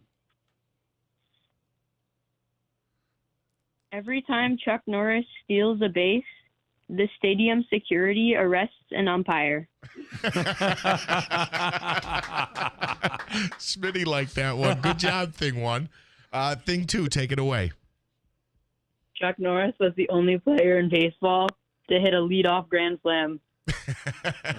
And for those who don't know, obviously you need the bases loaded to have a grand slam. Right. There is. Go ahead. They both have one more for you, but you don't have to have the bases loaded if you're Chuck Norris. Well, right? That's true. That is the uniqueness of Mr. Chuck Norris. Thing 1, is it you again? Yes. Chuck Norris struck out the side on 4 pitches. And Thing 2. Last season, Chuck Norris stole 3 home runs, robbed them, while playing catcher. You can't do that. Well, Chuck Norris can. Can. He certainly can. Yeah. T-Bone, thank you again. The fact that you've got your young ones involved in baseball, I always say this all the time. I've always thought this. Baseball is the game of life. If you don't like the pitch that's outside, but the ump calls it a strike, it's still a strike. And what do you have to do? You have to make an adjustment, and you have to deal with it. And you need to be better prepared on the next pitch outside. And that's just a quick example of why I say baseball is the game of life. You have to adapt, you have to adjust, and you have to be prepared. So I want to thank you again for showing up and doing what you did over the weekend. Unfortunately, you did have to get into action because a couple of parents didn't like a call. And frankly, I wasn't even going to say this, but it was a game that got out of hand. They were arguing a call in a 12-run game. Like a actually 12-run game. So it's one of those things. But T-Bone, thanks for taking some time this morning. Thing one and thing two, you guys are hilarious. Thank you for the jokes, and I wish you luck in your baseball careers. And keep supporting, wearing your cow uniform and supporting the dairy farmers. Thank you. Thank you for enriching our lives, Jeff, and you're the man. Stay classy. Thank you. I appreciate it. That is T-Bone the cow, who just happened to run into me yesterday on a day we're talking about agriculture and farming. So I really appreciate that. Joining us next in studio is another guest, ag-related. It's Assemblywoman Marianne Buttonshawn. We'll talk to her coming up in just a moment. It's First News Keeler in the morning on WIBX. Tallman's Tire and Auto Service is celebrating 45 years of serving Central New York. Family owned and operated since 1980, they're proud to provide trusted professional auto care to our community. From brake repairs and New York State inspections to AC service and check engine light diagnostics, they offer complete auto service and repair. When your vehicle needs attention, you can count on them to get you back on the road quickly and safely. Save time and money. Schedule your appointment today at tallmanstire.com. Are you struggling with neck pain, back, knee, wrist pain? This is Bill Keeler, and I'm talking about Revive Softwave Therapy with Dr. Timothy Del Medico. For me, this has worked. It is FDA cleared, non-invasive. It's all about making the pain go away. The new patient special is just $99. Call today, 315-725-8427. Revive Softwave Therapy with Dr. Timothy Del Medico. 315-725-8427. Call today. What does your welcome home look like? Is it a cozy corner or a wagging tail?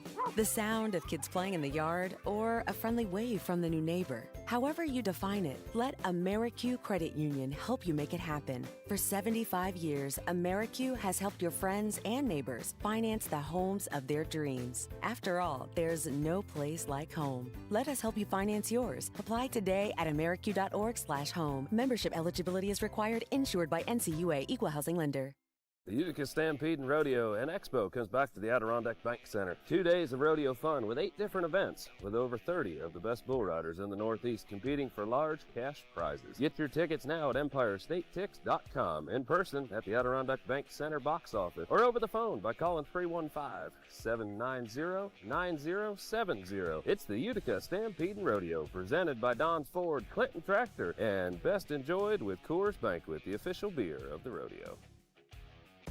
BME Company Business Machines and Equipment has been delivering office solutions for businesses in upstate New York for over 30 years. Their success comes from finding the right document management strategies and software solutions for streamlining workflows. Simply put, BME provides fast, reliable service at the best value to keep your business running smoothly. Through BME's strategic partnership with Hummel's Office Plus, they distribute supplies for just about every machine in your office at a great price. BME welcomes the opportunity to serve your business, selling, leasing, and service in Canon and Kyocera devices, as well as FP mailing solutions. An important part of BME's culture is supporting the communities they're fortunate to work in, and BME recognizes that support is one reason for their success. The future of business in BME's area is encouraging, and the company is grateful to be a part of that growth. Call BME Company at 315-574-8200 or visit BMEcompany.com. BME Company Office Solutions. Made simple. Mattress Express's summer sale is on. Get a king for the price of a queen for the price of a full, and a full for the price of a twin, starting at just $4.99.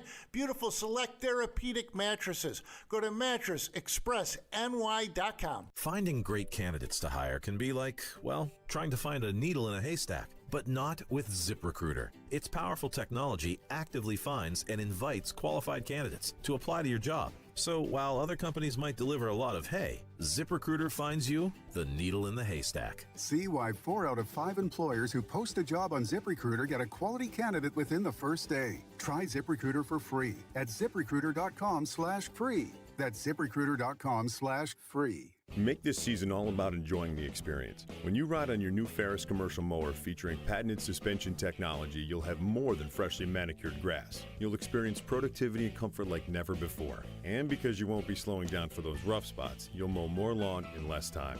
Ferris, experience suspension. Visit Clinton Tractor on Meadow Street in Clinton to see the full line of Ferris mowers. We are the leader in service, Clinton Tractor. A Mazda certified pre-owned vehicle is a tremendous value, and right now during Mazda's More to Move You sales event at Steet Ponte Mazda, you can enjoy one of our best late model Mazdas from our Mazda certified pre-owned vehicles.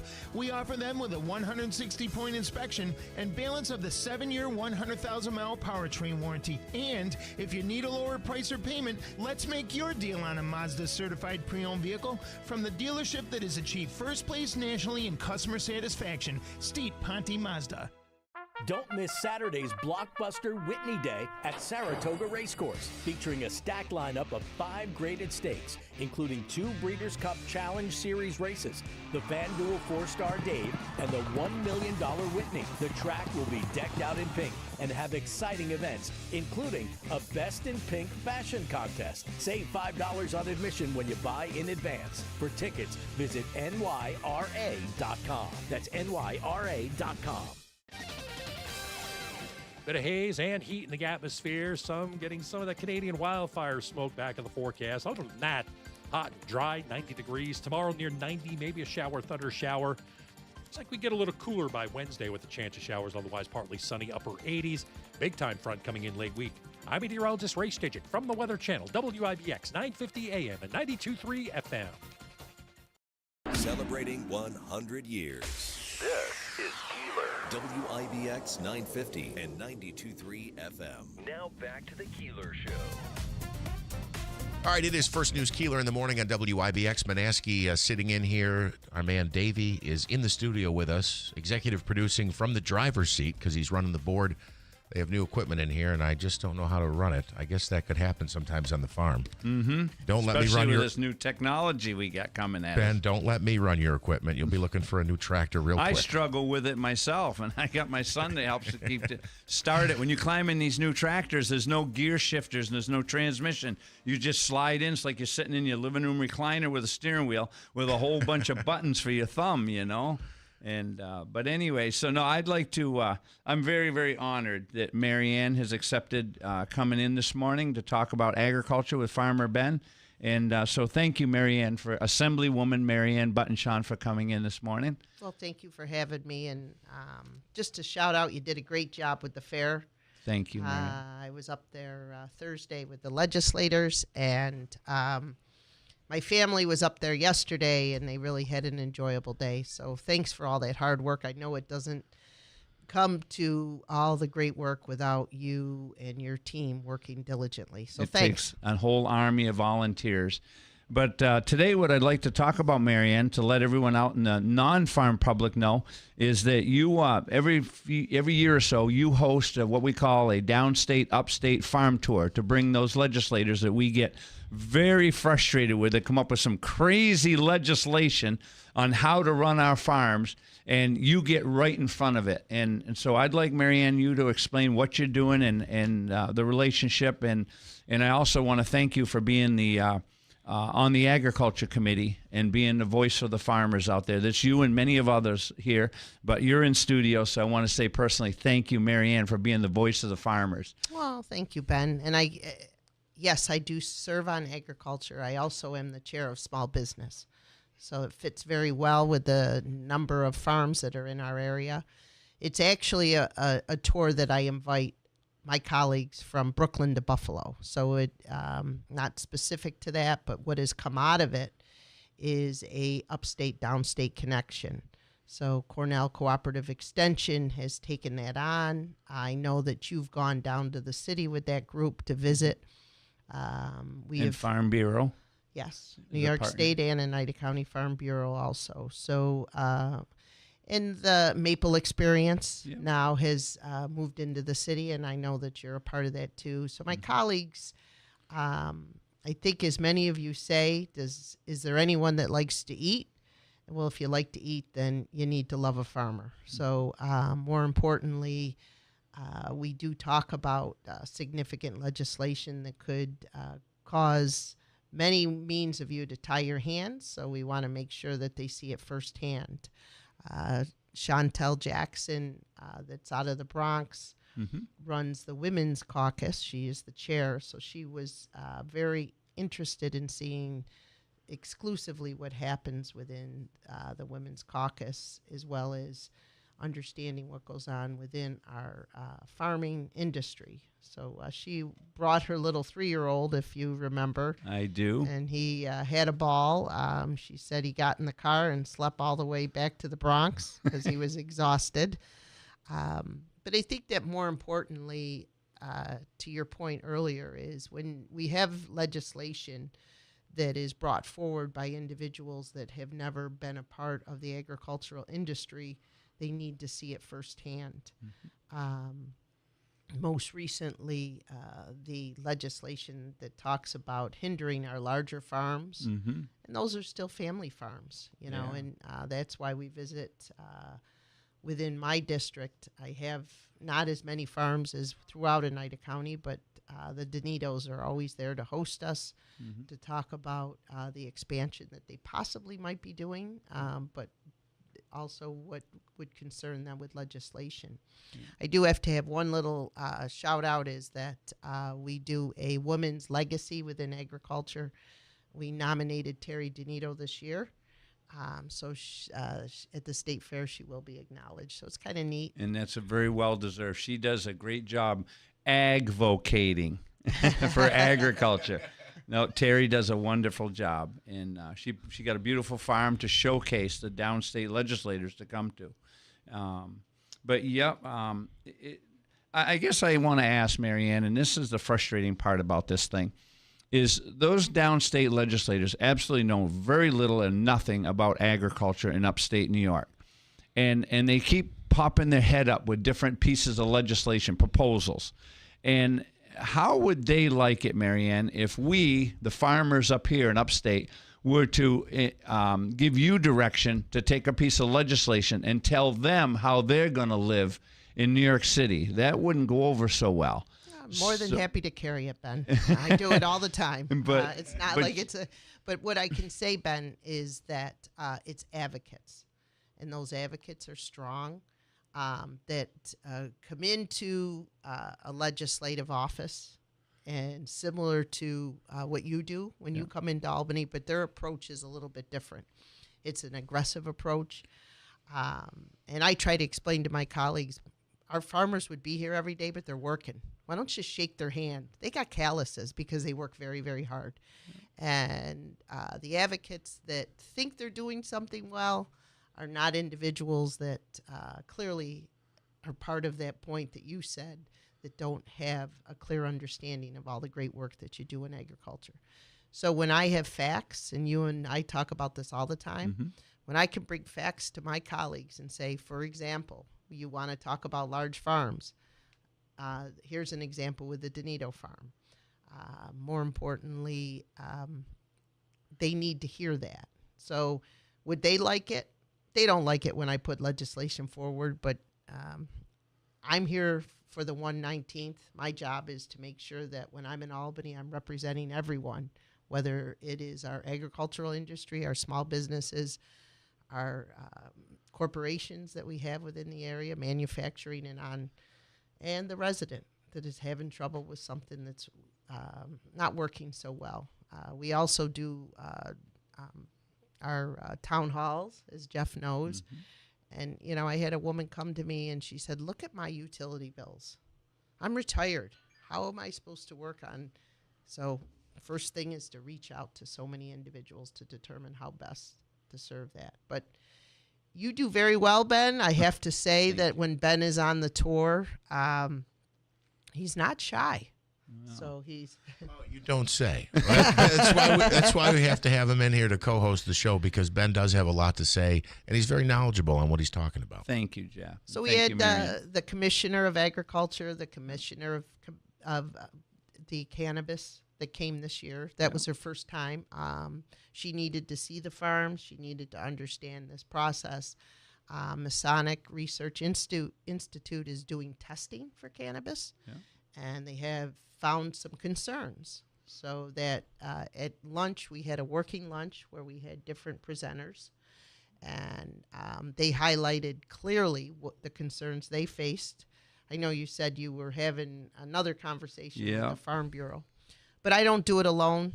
As you said, Ben, I want to thank New York State Farm Bureau, Oneida County Farm Bureau, Oneida County Cornell Cooperative Extension, all the farms that hosted was very helpful. And then as Farmer Ben provided commentary to many in a very professional, polite manner is what my colleagues appreciate. Yeah. No, we get, us farmers get very, very frustrated when we hear about the legislation. But the way I handle it, Marianne, is I'm very honored that you incorporate me into your groups and your tours, and being an agricultural advisor to you and your staff. I very much enjoy that. But I realize that the farmers that are younger farmers and aggressive, they don't have the time to get out and advocate, or they don't have the chance to lobby down in Albany to come to your office and advocate. And now that I'm a semi-retired dairy farmer, I still raise heifers and some beef cattle, and 300 acres of hay and 500 acres of corn and 250 acres of soybeans.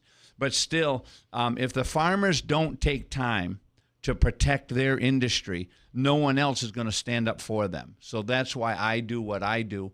And I want to say thank you publicly, Marianne, for what you do for the agricultural community, because what most new elected officials out there, the distance between the farmer and the politician or the generation is getting further and further away. They don't understand. And most people, Marianne, don't understand or don't realize that you're a farmer too. You were a dairy farmer, you and your husband. Well, I would define it as hobby. When you only have 6 cows, I can't really say that. But you understand it. But I live across the road from a beef farm, the Shortino farm, that's very large, as well as the old Sealman farm. We did buy a farm that was dairy. Yeah. The stanchials are out of the barn, and we have Christmas trees. They don't get through fences. No, but you still have acreage of land, and you have to take care of them. And Christmas trees is considered agriculture. And they clean the air, right? I remember talking to your husband about this, about how much cleaner they make the air. And I don't want to misquote the statistic, but it's a significant impact on the air quality in our area. So I appreciate that. Unfortunately, we're almost out of time this hour. Assemblywoman Marianne Buttonshot is joining us. I wanted to give you an opportunity to highlight a bill that it passed or you put forward, but it deals with schools and cardiac situations. Right. I co-sponsored it. So the governor signed it last week. And so, again, our bills go through the Assembly and the Senate. And we're always excited when a bill passes, but if the governor doesn't sign it. So this is requesting that our school districts have a clear plan. So if an individual, whether it's an employee or a student, is in medical need, what is that plan? And it's just an important step. Many of them have it. I'm very proud to say that the districts that I represent, but it doesn't mean across the state. And I just want to add with bills, Ben, 5,000 come forward. Some of them we know will never see the light of the floor. So some of them are just to get you, shall we say, fired up. And they do. Well, and that's why we say, sometimes not giving it attention is the best thing. When it gets attention, then individuals. So I appreciate the call when you see it maybe going throughout social media, and then the next thing you know, if we can get it so it's not that big of a deal. And that's in any area. Are you saying a lot of the stuff on social media is not true and it's only out there to get a reaction? Well, I don't know about that. It gets Farmer Ben fired up sometimes. I can tell you. Stick to the Keeler show if you want the facts. You got it. You got it. We're almost out of time. We'll be back with more next hour on WIBX. From the Stanley Theater Studios, WIBX Utica, Rome. WIBX 950 and 92.3 FM, celebrating 100 years. President Trump is meeting with Britain's Prime Minister.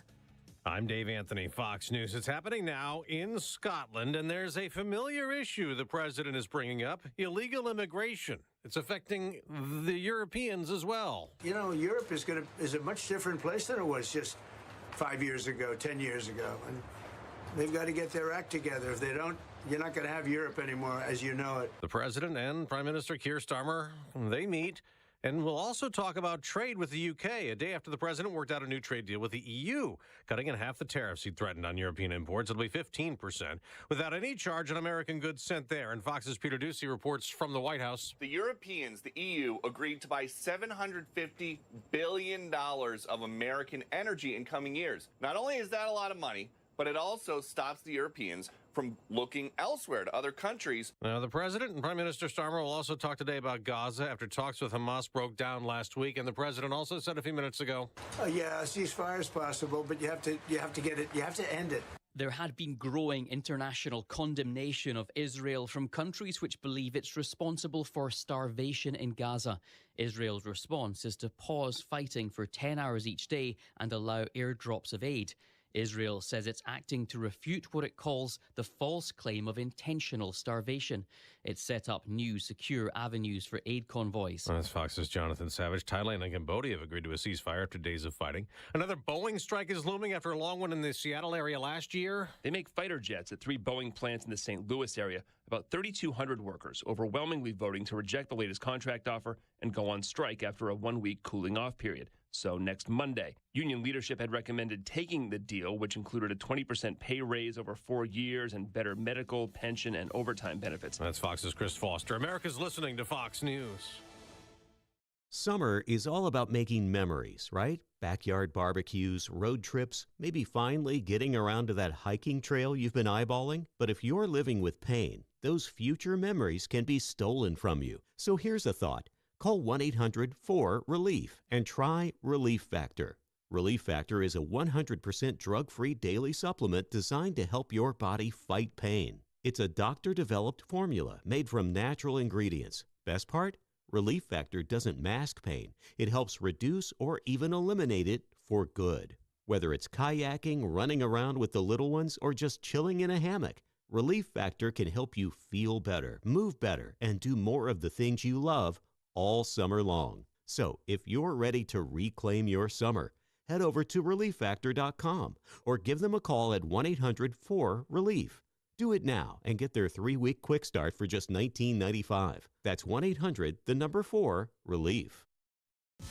2 people remain in serious condition in Michigan among the 11 stabbed at a Walmart Saturday by someone stopped by customers in the parking lot and held until law enforcement arrived. Grand Traverse County Sheriff Michael Shea said the suspect in the stabbings, Bradford James Gilley, based in part on his past behavior, will face serious charges. 1 count of terrorism, 11 counts of assault with intent to murder. Mr. Gilley's history shows prior assaultive incidents as well as controlled substance violations. Police say Gilley used a folding knife to wound men and women at the store who ranged in age from 29 to 84. The victims, according to the sheriff, appeared to be random. So far, a motive has not been given. Gernal Scott, Fox News. A Delta Airlines pilot is in custody after being arrested by a group of federal agents on a plane Saturday night, right after he landed on a flight to San Francisco. Passengers captured video of it that went viral afterward, and that pilot is facing child sex abuse charges.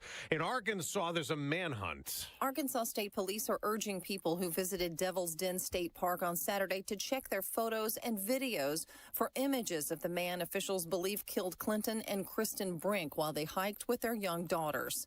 The park is part of the Ozark Mountains and is where the Brinks were found dead on a walking trail in a remote part of the park where there is no cell phone service. Investigators say it was a double homicide and that their 7- and 9-year-old daughters were not hurt and are with family members. Police are looking for a white male, last seen wearing a long-sleeve shirt with rolled-up sleeves, dark pants, dark ball cap, and sunglasses, carrying a backpack and driving a dark sedan. Tanya J. Powers, Fox News. On Wall Street, stock futures are rising the day before a Federal Reserve two-day meeting starts to assess the economy and consider an interest rate cut. Friday, the NASDAQ and the S&P 500 closed at record highs. I'm Dave Anthony. This is Fox News. We have cloudy skies right now, maybe a few peaks of sunshine, up to 73 degrees in Utica. WIBX 950 AM News Time, 8:05.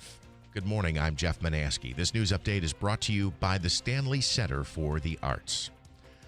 Well, the region is set to be hit with another round of heat and humidity over the next couple of days. The State Department of Homeland Security and Emergency Services says forecasted feels-like temperatures will be between 90 and 100 degrees through at least Wednesday. Thursday and Friday, we might see a bit of a cool down. Long stretches of heat can have impact, especially on the elderly and children. The Onondaga County Sheriff's Department issuing a warning about an ongoing scam. They say some in central New York are being targeted by criminals impersonating themselves as U.S. Customs and Border Protection agents and other law enforcement agencies. The scam involves claims that a package addressed to you has been intercepted at the border and it may contain illegal items. Scammers then threaten legal action or ask for some money to resolve the issue, and they may be using the names of real agents in an attempt to appear legitimate. Anyone who gets a call like that should hang up immediately and report it to authorities. Local gas prices down a couple pennies again this week. In fact, 2 cents over last week. Under last week, AAA says the average cost for a gallon of regular fuel is now $3.08. That's down 2 pennies. And it's about a 7-cent drop over the past month. Currently, the statewide average for gas is $3.16. Nationally, it is at $3.14. And the start of the Great New York State Fair is just 23 days away. It's sad because the Great New York State Fair signals the end of summer, and I can't believe we're just about 3 weeks away from the start of the fair, which is a signaling that the summer is over. There's some good news, though, if you're headed to the fair. Starting today, you can save some money on ride wristbands. The wristbands on sale now. They can be purchased for just $24 plus some fees until midnight. That's a savings of about $23 per wristband from what they would cost you when the fair begins on August 20th. They'll be valid for the fair's entire 13-day run. More information online at nysfair.ny.gov.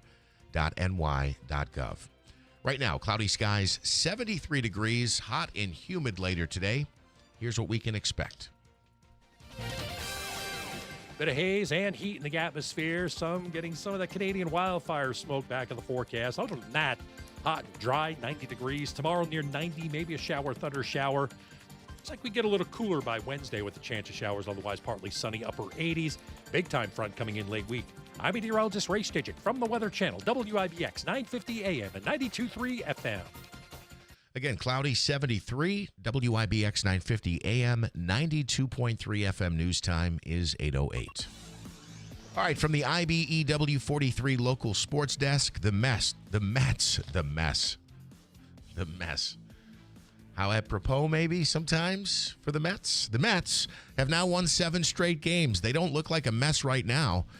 They finished a 3-game sweep of the Giants last night, 5-3 in San Francisco. Ronnie Mauricio and Juan Soto each went deep. Up next for the Mets, a 3-game set that begins tonight in San Diego.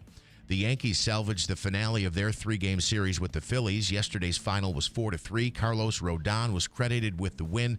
He struck out 8 over 5+ innings. Some bad news, though, for the Yankees. Aaron Judge will not play first base when he returns from the injured list, but he will be given time as a DH until he's been cleared to throw from the outfield. Judge was placed on the IL Sunday with a right flexor strain. He's expected to return after the minimum 10-day absence. In related news, Giancarlo Stanton is scheduled to begin working out in the outfield to provide an extra option for the team. It was Baseball Hall induction weekend yesterday. 5 new members to the ranks. Ichiro Suzuki, CC Sabathia, Billy Wagner, Dave Parker, and Dick Allen all formally inducted. Suzuki is one of 2 players to win the Rookie of the Year and Most Valuable Player awards in the same season. He was also just 1 vote short of unanimous selection. Smitty, anything you want to add here? How about the NASCAR race this weekend? Bubba Wallace. Bubba Wallace got the victory. 100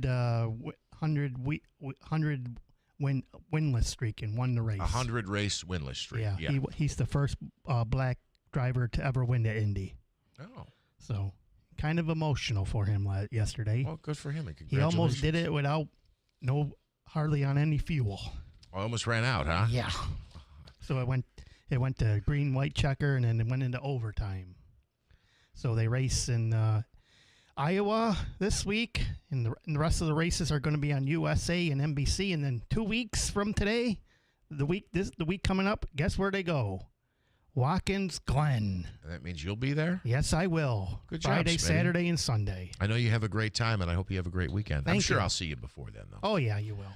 It's First News Keeler in the morning. Monaski sitting in here as the guest host, and my guest co-host this morning, Farmer Ben Simons, past president of the Oneida County Farm Bureau. And, of course, as he said earlier this morning, he was very heavily involved in the Booneville Oneida County Fair, which went on last week. We've got a lot more topics to get into. Another busy hour as we wrap up a Monday. I can't believe we're in hour 3 already. It's First News Keeler in the morning on WIBX. You know the old saying, look with your eyes, not with your hands. Well, that does not apply at New York Sash. Scott and Jill here again, inviting you to visit our Idea and Design Center showroom at 349 Oriskany Boulevard in Whitesboro. It's a great chance for you to not just see, but also touch and feel all of our windows and doors, siding, and bath products. Most companies are going to force you to make a major, important remodeling decision by looking at itty-bitty, teeny-weeny photos on a website or in a catalog. But this is your home, for crying out loud. It's important to get it right. So come in and take a look with your eyes and with your hands. Heck, you can even smell it if you want. Drop by our showroom from 8 a.m. to 6 p.m. or Saturdays from 9 to 1 at 349 Oriskany Boulevard in Whitesboro. Call New York Sash now and get 15% off windows, doors, or bathrooms. Or online at NewYorkSash.com. That's NewYorkSash.com. Beautiful woodwork adds warmth and charm to any kitchen. But years of use can leave your cabinets worn and faded. When you call Enhance, we'll make your cabinets as good as new again in as little as 1 day for a lot less than you'd pay for traditional refinishing or replacements. Whether you want to renew your cabinet's original finish or completely change their color, just tell us the look you want and we'll help you get it. Or bring your hardwood floors back to life. With most Enhance renewals, you can use your floors again the same day. Plus, there's no mess, no dust, and no odors. Call Enhance today for a free in-home consultation. We'll explain the process, we'll show you how your cabinets or floors will look when we're done, and we promise you'll be really pleased with the price. And when you trust Enhance, you'll get the skilled workmanship and attention to detail we bring to every job. There's no obligation. Call us now at 738-1113. 738-1113. Are you sick of being just a number or doing a mindless job? Become a craftsman in a trade. Become an IBEW electrician. The IBEW and the Electrician Training Alliance will give you all the tools necessary at their state-of-the-art training facility. Earn as you learn. Paid training while you get your certification. What are you waiting for? Become an IBEW Local 43 electrician. Call or go online today to learn more.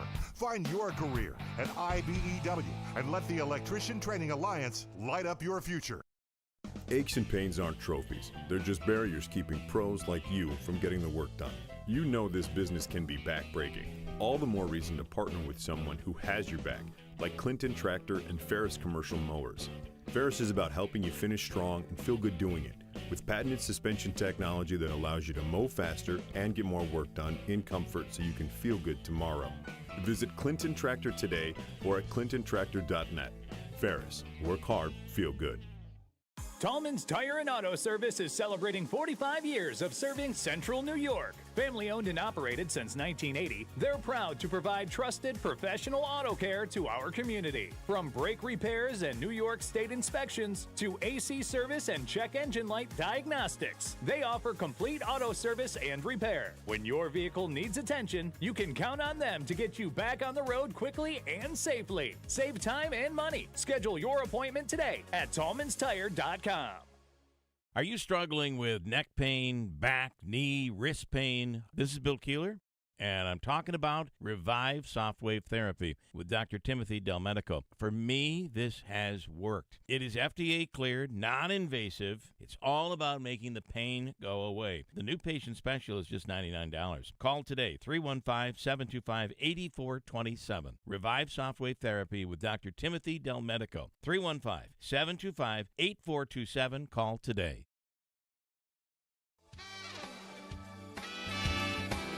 Hello, everyone in Central New York. This is Dave Letterman, your old TV pal. Remember me? I'm supposed to say something witty and funny here about Bill Keeler, but I've got nothing. Ever see a picture of this guy? That's a joke in itself. Anyhow, here's Keeler on WIBX. Back here, First News Keeler in the morning on WIBX. I just want to wrap up something from last hour. Rancher Rob, also known as Sheriff Rob Maciel, sent in a photo here. Davey's going to zoom in on my phone. He says this is his main tractor. It's a Ford 8000, and this is a 1968 model. But take a look at how big this is.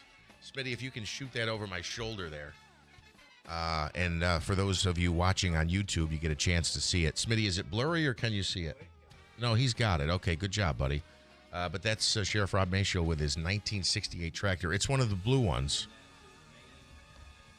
That's his main workhorse on his farm. That's his big horsepower tractor that he has on his farm. And he's very, very proud of that tractor.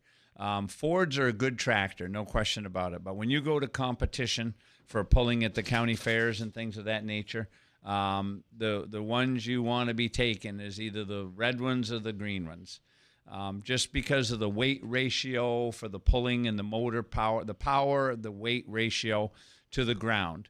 But them Fords are very reliable. They're a very comfortable tractor to run. They're creature comfort to them tractors. And nowadays, they don't make so-called Ford anymore. They're into the New Holland. That's like Clinton Tractor down there. They were formerly a Ford dealership. But no, them Fords are good, and Rob is very proud of that tractor. So if you ever go on his Facebook page, no question, you'll see that Ford 8000. So real quick, we're welcoming in studio Assemblyman Robert Smullen. Smitty, can we change to the overhead shot? Thank you very much. I appreciate that. Oh, we're going to actually, you know what? We're sliding them next to each other, so we'll keep them on that camera. Good morning and welcome. Good morning. Thanks for having me on. I appreciate you running a little bit behind here, coming right in hot. You're fine. You know? No, you're fine. I know you're very busy. I just want to mention a couple of things quick. A couple of questions for Farmer Ben.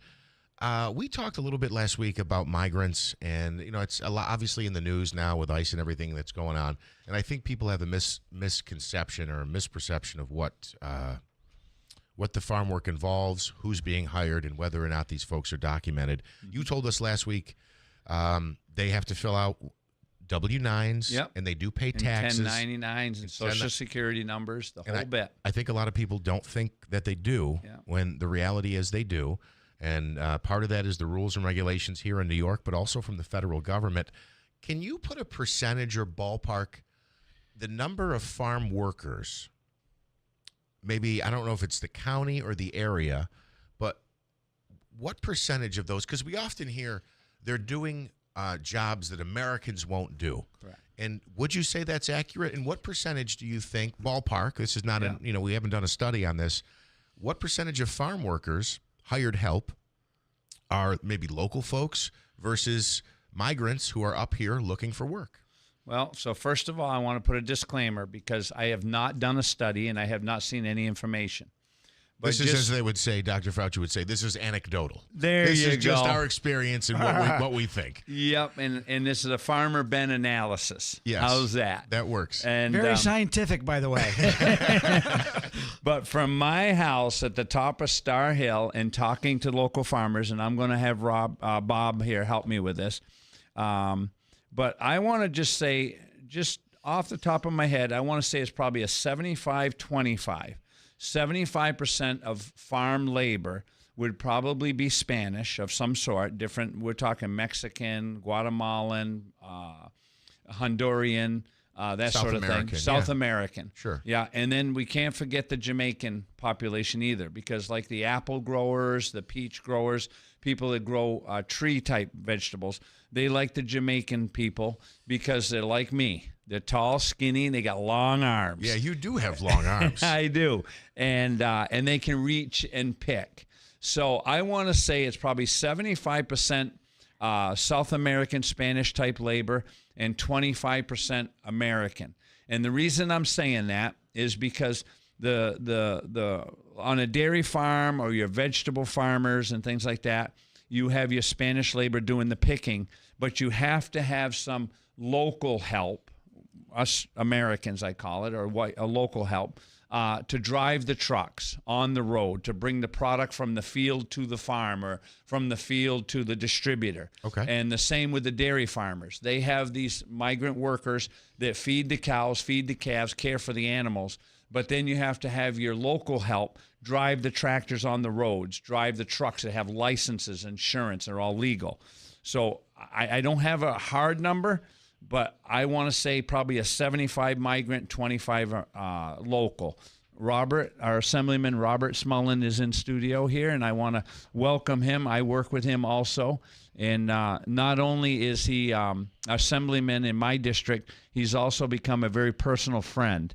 And as well, he is a voice of Oneida County agriculture as well as his other district. And I want to thank you for your service and your time, and not only your service as an assemblyman representing agriculture, but your military service of this country. And so, Robert, I'm going to pass that same question that Jeff just asked. You cover a very large agricultural district in your assembly district. What do you see for the migrant labor in your district? Well, I think it's a very important component of our agriculture industry in upstate New York. And in fact, it's even going to become more so with the expansion of the new proposed Chobani plant that's going to be located right here. And that's going to actually require that we almost double our capacity for dairy in upstate New York. And I'm actually talking with some folks next week about that, because we are going to need that much more homegrown dairy product to be able to service this massive plant that's going to feed a lot of the East Coast of the United States. It's a massive upscaling of our agricultural industry in upstate New York. And I'm starting to think of it as that we need an upstate New York Dairy Council to be able to, to coordinate all of this stuff from an economic development perspective, from a state legislative perspective is where I come from, but also from a federal legislative perspective as well. There's been a lot of problems at the federal level with the dairy industry having to do with whole milk. Mm-hmm. And in fact, another area where this affects my world is that we just passed in New York State the idea that school lunches and then probably even breakfast are going to be picked up by the taxpayers that are going to be out there. So that's going to actually increase the need for more agriculture products in upstate New York. And there's a lot of work to be done there.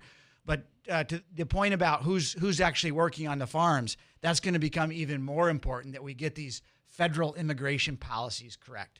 These are federal immigration policies that affect our farms. So that's a big area where public policy has to match what's going on in the private sector. Sure. with farmers that are all small businesses. To emphasize, there are even the largest dairy farms in upstate New York are by definition small businesses, less than 100 employees.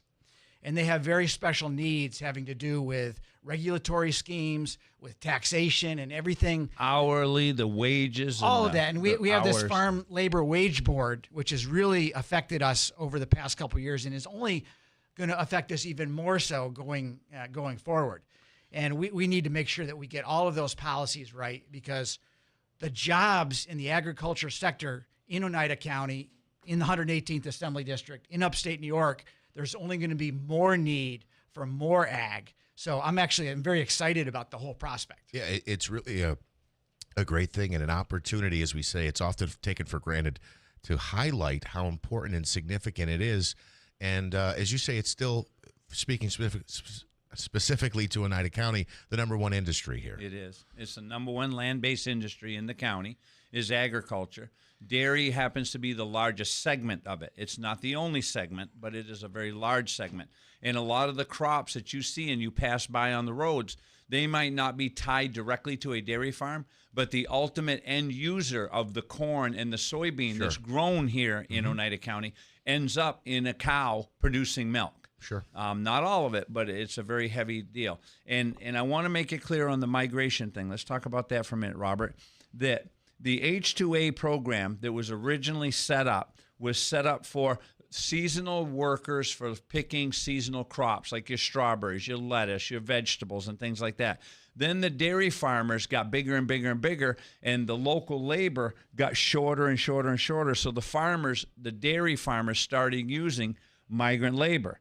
And what happened is the program, the H-2A program, that the crop farmers, the seasonal farmers, bring into America to use to harvest crops didn't keep up with the dairy farms. So Robert, if you want to carry on with that. So dairy farming is a 24-hour a day, 7-day a week, 52 weeks a year, 365 days a year business. There's the cows must be milked, and even with robots, with the new technology that's coming in, there's still a great demand for labor. So we, in this upscaling that we're going to do, are going to decide, are we going to go with technology, which is very important, and it's very sophisticated. I've been on some of the most sophisticated industries in the United States. Here in New York are the agriculture sector. And it's supported by absolutely fantastic organizations like Cornell, who does research. But it's also buttressed by organizations like the Farm Bureau, which makes sure that all the advocacy is done, like my good friend Farmer Ben here advocates for farmers. He's always in my office in Albany when we're talking about these issues. All of these organizations are going to play into how this industry evolves in upstate New York. And it has labor is one of the biggest important things. So I think we need to get it right. We have to have a very robust discussion about that going forward, because it will greatly affect not only Oneida County, but the entire area of 10 counties around where this new factory is proposed to be put. It is First News Keeler in the morning. Bill back live with us this week, but we're filling in here just fine. Guest hosting this morning is Farmer Ben Simons. And our guest in studio, the voice you're hearing, Assemblyman Robert Smullen is joining us. We're talking about ag issues. You touched on Chobani briefly, and we're talking about labor in the workforce. Ben, you mentioned AI earlier this morning and not knowing what impact directly it would have on farming. It seems like, though, there's the potential that it would have a great use for farmers, because so much of the work is manual labor and repetitive. And as we say, you're literally working land and hillsides, which is extremely difficult to do. There's nothing perfect about agriculture. Let's get that right out there. There's no two farms in Oneida County or in central New York or even on the same road that are identical. Some farms have really good soil, some have poorer soil, some have hills, some have flat. So AI is definitely going to help the farmers with management. But at the end of the day, no matter how technical advanced we get in agriculture, you're still going to need people on the ground, because there's nothing perfect about agriculture. It's not like walking in a factory where you have a controlled environment and controlled situation. On the farm, you're talking weather, adversity. I mean, one day you got 3 inches of rain. The next day you're having a drought situation. And then you got bugs coming through. Like right now, this army worm. This is a brand new thing that's just coming out in the last week or so that we're dealing with. I don't want to waste Robert's Assemblyman Smullen on that one. I want to talk legislation. But at the same time, you have all this high technology coming and is here and is coming. And evolving, I guess is the word I should say, and slow down a little bit. But at the same time, you still are going to need manual labor, no matter how much. And what has happened is the farmers are growing because smaller farmers are going out of business. So the larger farmers are taking up that farmland. And by doing that, you're going to need more and more labor on the farm. And the farmers are getting more cows, just like the vegetable growers are growing more vegetables because there's a huge demand now for locally fresh-grown vegetables. And with this Chobani thing, people don't realize what an impact this is going to have. And I'm very inspired that Mary Ann understands it, Robert Smullen gets it, Assemblyman Brian Miller understands it. And I'm so inspired that our local legislators realize that, yes, this is a big job creator, but it's the after effect, the ripple effect. It's going to affect agriculture, the farmer, the 1,000 new people it's going to take, the infrastructure it's going to take. So, Robert, I don't mean to take up your time, but go ahead. You're inspiring me. Yeah, so the real inspiration is, and this is what people need to know, is that agriculture is still the #1 overall industry in upstate New York, taken in its totality. And when you have one good job in agriculture, it also affects 10 other jobs around it because it's a baseline job. Look, everyone has to eat. The 8 million people in New York City cannot grow their own food. Our role, our job is to provide them that good, nutritious food for New York City. And we'll get it there through our highway system and through the trucking industry and everything else. And that's why I'm so excited about this initiative that I'm trying to start with the school system and with lunches. If we, as a state, have decided that we're going to feed our kids at lunch and probably at breakfast, and then maybe for some kids, if they're in an aftercare program afterwards, if we're going to feed them with taxpayer subsidized or funded meals, then I think that our farms should provide our food for our schools. I want to say, there's no question about it. Thank you and bless you for that initiative. Yeah. Keep it going. And it really is. It's something that small farmers, this doesn't have to be the large farms. The reason Farmer Ben was saying that the dairy industry has consolidated into larger farms is because it's more efficient. Mm-hmm. But I'm hoping that we can actually get a system going through good public policy where small farmers get to bring their livestock and their crops to facilities that then can be turned into the food for our schools. And not just our schools here in the Mohawk Valley and in central New York, but for all over the state. Yeah. Why should we have to bring vegetables from a bird's eye farm in North Carolina when we've got great farms and great farmers right here in the Mohawk Valley? That makes no sense at all. Yeah, it's as you say, it makes no sense. It seems so common sense, but as you know firsthand, it doesn't work that way in Albany necessarily. You need someone to lay out and make the case, that's why you're doing that. That's why it's so important that us farmers stand up with Assemblyman Smullen, Assemblyman Miller, Assemblyman Marion Buttonshaw, Senator Joe Griffo to carry our voice to say it makes no sense for you people. We got farmers that are a couple hundred miles away from New York City. Why aren't you utilizing our farms on our own territory? That's right. And So and we again, need them. the taxes you pay stay here in New York. I mean, you mentioned North Carolina, but whether it's Pennsylvania, Massachusetts, Connecticut. The Northeast. Yeah, the Northeast. Just use your New York farmers. Rely on them first. If they can't meet the need or they want to, maybe you can't specialize in every fruit and vegetable. Maybe there's some things that grow here, and I'm sure you guys know this, and you could probably name them off the top of your head. Some things grow better here, or our seasons or our weather are more prone to providing a particular food or vegetable. You're starting to talk like a farmer there, Jeff.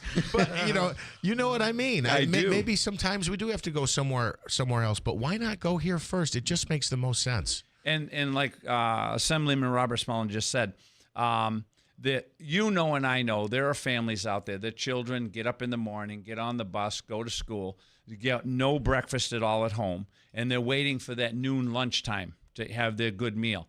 So we know, Robert and I both know, that when you start offering breakfasts in school, the demand for dairy products in that school is going to immensely rise. Sure. So it's just building more of a customer base. That's right. And I think, that's where a policy at the state level and the federal level come together. It's really important. My job is to take our voice and our values to Albany and argue on it, sort of thing. At the federal level, that's just as important because every time the Farm Bill comes up, there are tweaks that go along with it, sort of thing, and including making sure that we get whole milk back into the school system. We need Let's talk that. about that, Ben. We need that. Whole milk, when you're a growing young child, whole milk is everything you need. It's 3.2% fat, or if you want to go the other way, it's 96% fat-free. And whole milk has all the vitamins, the minerals, nothing's been skimmed off. And over the years, during the Obama administration, Mrs. Obama thought that kids were getting obese because they were drinking 94% fat, 96% fat. You follow me? Yeah. Or fat-free, excuse me, or 3% fat. Let me get my numbers straightened out here. And the reality is they were actually creating a deficiency in that food pyramid for that child. So we are getting back to 2%. It is now went back from 1% skim back to 2%. We need to push more legislation to get that back into whole milk where it used to be for the younger student person growing. Robert, you know that just as well as anybody. Yeah, so that's the dairy side of things, right? Yeah. You've got milk, you've got cheese. With Chobani, you're going to have yogurt. This is all, good, healthy foods that's going to be served to the people. The market is demanding it. Chobani wouldn't be putting this plant in here. It's going to serve the whole East Coast if the market didn't demand it. Sure. Kraft Foods has a cream cheese plant up in Lowville. The largest in the country. Well, there are in Lewis County, there are twice as many cows as there are people. Correct. There are That's a fact. And there are as many cows as there was 30 years ago in Lewis County. They're just on bigger farms because it's more efficient. So what I'm thinking and what we should be looking at from a public policy standpoint is to incentivize our farms to A, to make more farms, but B, for them to produce more, both at the large farm level, but also at the medium and at the small farm level. So if there's somebody who wants to do some farming as a side hustle, they should be able to have beef cows that they can keep, but then they can also sell into this market for the upstate meat market, but also potentially for these schools, because we are going to have a great demand for more food going into these schools because of this bill that we passed last year, making sure that kids eat lunch and then now probably breakfast in our schools. Assemblyman Robert Smullen joining us in studio. Also our guest co-host this morning, Ben Simons, Farmer Ben, representing the ag industry in Oneida County. We are talking ag and dairy, and we need to take a quick time out. Davies keeps giving me the hand gesture here. Jeff, you have to take a break. Up next, we'll be joined by the State Agriculture Commissioner, Richard Ball. Stay tuned for that. And we've got our free money question of the day. Don't let me forget that. It's First News Keeler in the morning on WIBX. I went in for a regular prostate screening, and my lab results showed my PSA level were elevated. We repeated the lab test, and the second test came back elevated too. We did a biopsy, and the biopsy showed cancer in certain areas of Philip's prostate. Dr. Ba performed a prostatectomy at Wayne Hospital using robotic surgery to remove the cancer. We were able to cure him with smaller incisions, and he had a quick recovery. Since the surgery, all my PSA level has been normal. I am proof that early detection can prevent something far worse. I had been lifting something heavy, felt a tinge in my back. I also had some shortness of breath, but thought it was due to what I figured was some kind of muscle pull. I was wrong. The episodes of pain that Ray was experiencing were actually small heart attacks. The Wayne Emergency Department was able to provide immediate life-saving care to Ray's heart. If it wasn't for the amazing team at Wynn, I might not be here at all. I feel indebted to everyone who helped make Wynn Hospital a reality so I can get the immediate care I needed right when I needed it. Thank you for giving my daddy back home. BME Company Business Machines and Equipment has been delivering office solutions for businesses in upstate New York for over 30 years. Their success comes from finding the right document management strategies and software solutions for streamlining workflows. Simply put, BME provides fast, reliable service at the best value to keep your business running smoothly. Through BME's strategic partnership with Hummel's Office Plus, they distribute supplies for just about every machine in your office at a great price. BME welcomes the opportunity to serve your business, selling, leasing, and service in Canon and Kyocera devices, as well as FP mailing solutions. An important part of BME's culture is supporting the communities they're fortunate to work in, and BME recognizes that support is one reason for their success. The future of business in BME's area is encouraging, and the company is grateful to be a part of that growth. Call BME Company at 315-574-8200 or visit BMEcompany.com. BME Company Office Solutions. Made simple. Hi, I'm Jim Bono, your guide to all things summer happening right here in Herkimer County. From scenic views in our beautiful Adirondacks to family fun, outdoor adventures, and the many festivals lighting up our towns and villages, there's something for everyone. Visit Herkimer County online at herkimercountyny.gov/events for a complete listing of summer happenings. Herkimer County, where history, commerce, and beauty collide. It's all happening here this season. Visit Herkimer County online and make your spring and summer unforgettable.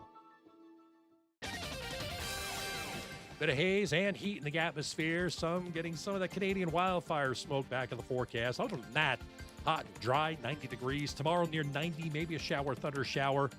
Looks like we get a little cooler by Wednesday with the chance of showers. Otherwise, partly sunny, upper 80s. Big time front coming in late week.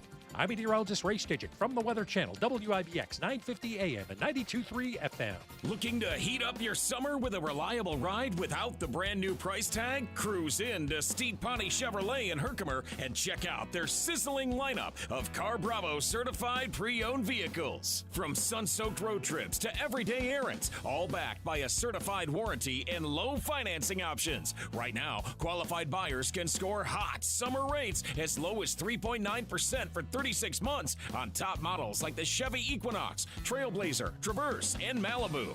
Don't sweat the car buying process. At their locally family-owned dealership, their team is there to make it easy and stress-free. You'll drive away cool, confident, and covered in a Car Bravo certified pre-owned vehicle. But hurry, these summer savings are burning fast. You must take delivery by July 31st. Together, let's drive to Steed Ponty Chevrolet, where it's always easy to do business. Visit them on State Route 28 in Herkimer or online anytime at SteedPontyChevy.com. All taxes and fees additional. Customer must qualify for top tier credit through GM Financial. See salesperson for details. Celebrating 100 years. This is Keeler. WIBX 950 and 92.3 FM. Now back to the Keeler Show. All right, we are back. First News Keeler in the morning here on WIBX. I hope you're enjoying this program as much as I am. I love having Farmer Ben in. Also in studio with us is Assemblyman Robert Smullen. Now, when we began the last segment, I started asking about migrant workers, and people don't understand that, in fact, most do pay taxes, and they are, quote, documented. And Farmer Ben, you said something. You said they get W-9s. They have to fill out the W-9s. Yep. And they get 1099s, which means they pay taxes. Yep. And then you also said Social Security numbers. Yep. So I had somebody message in with a question, and they said, well, that doesn't sound right. How do they get Social Security numbers? And that actually wasn't a mistake on your part. Some of them actually do. They do. They actually do. So why they have their Social Security numbers is because they went through the system and they did it right, okay? They went through the H-2A program. They have to be documented. They have to have Social Security numbers because us farmers that employ them, how would we know who to pay into to the government? And us farmers could get in real serious trouble if we have workers on our farm, anybody. It doesn't matter whether you're Spanish or regular local people, and you're not paying in your Social Security, your federal withholding, the state tax and all that, we get in trouble. So you follow me? So yes. when migrant workers come it's like onto paying the farm, somebody under the table. The employer is the one who gets in trouble. correct. Yeah. It's the same thing. So the migrant worker that comes onto these farms has Social Security numbers, I-9s, the whole thing's done just like it was local labor. We have to go through the same process with them. The thing that's frustrating about it is that if a Spanish person shows up at my farm and looking for work and I employ them, it is illegal, totally illegal for me, the farmer employer, doesn't matter if I'm in the farming industry or manufacturing, to call Social Security to verify that Social Security number. Cannot do that. You cannot call up and say, hey, I've got Joe Smith down the road working for me, and he gave me a Social Security number. I want to verify if that number is good or not. Or let's say I have Juan from South America. He just showed up and he presented me with a Social Security number, and I want to know, does this number match Juan? It is illegal for an employer or a farmer to call the Social Security office to verify that number. Where they get verified is when you send in your quarterly reports and you put down the person's name, birthday, Social Security number, and you're paying in that amount of money that you withheld from their paycheck. Then if something don't match, then the IRS or the Social Security people send me a letter saying, hey, there's a problem with this birthday and this number you need to verify. Gotcha. So, but the people that come onto the farms, let's clean this up. The people that come onto the farms that are looking for employment, Spanish or non-Spanish, they provide you with all the documentation, and you have to put that in your file, and you're good to go. And when they come to your farm with a Social Security number, how they get it is when they went through the H-2A program, the legal way of doing it. Mm-hmm. That's where they pick up their Social Security number. And again, just to be clear, it could be Hispanic. It could be neighbor from down the another road. country. And it could be, it's not just specifically Hispanic or South American. As you said, there were, was it Somalis? Yeah. And then Jamaicans. And Jamaican as well. Jamaican so people. It's just essentially to put a label on it, migrants. Yes, migrants, people they who use were it not all. born in this country. Yep. Yeah. So, okay, thank you for explaining that. That was not a misstatement. That is accurate. So what's turning them, and I want to clarify this, and Robert can help me with this, Assemblyman Smullen can help me with this.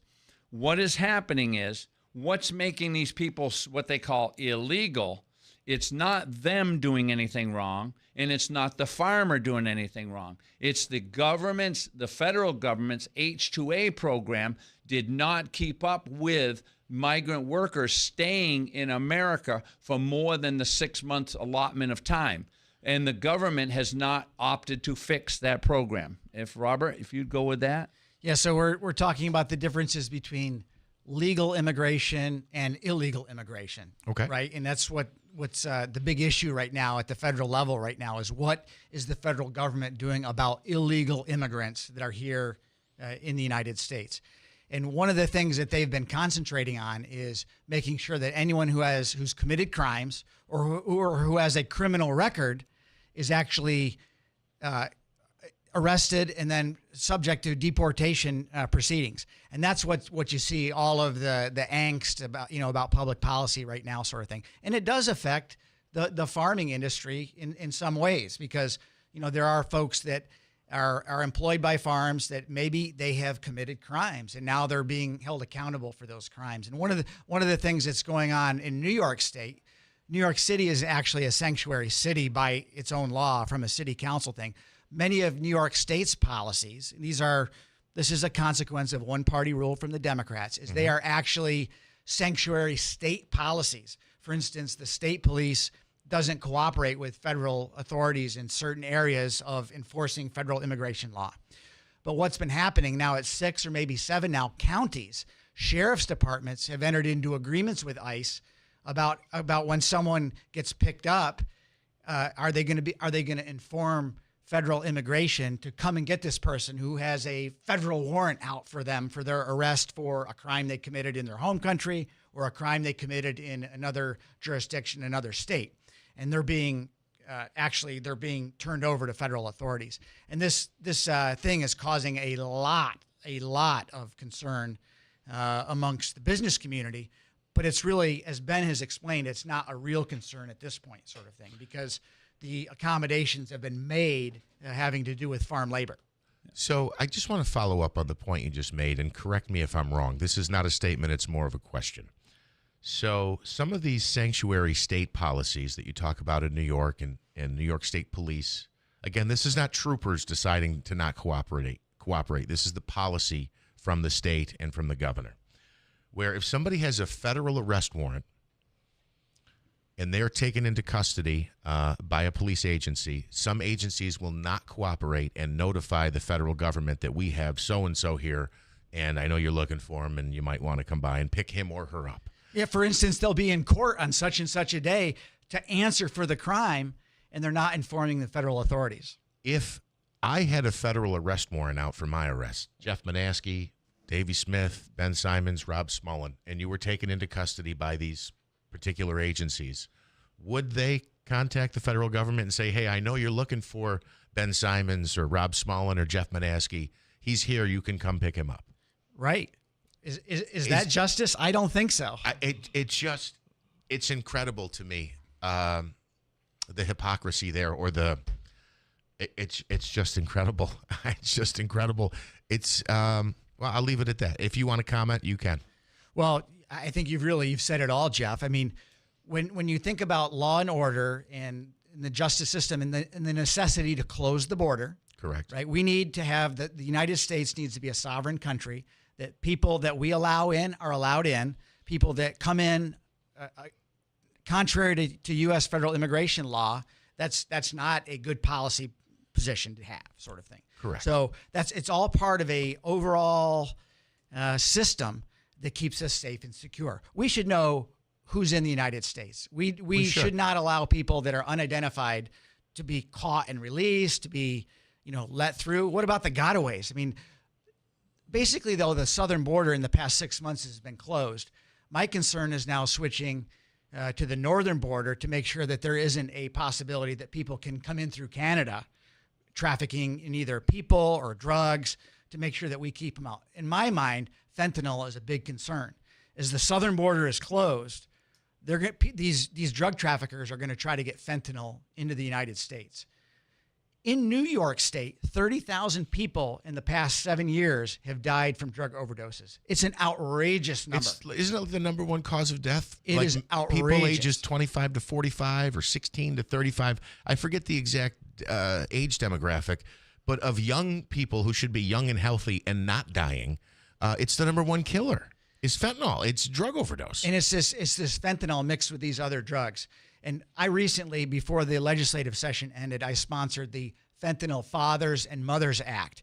And what that was designed to do was to get people, parents, bereaved parents, into schools to teach our kids to not take any pill or any drug that they hadn't been prescribed, sort of thing.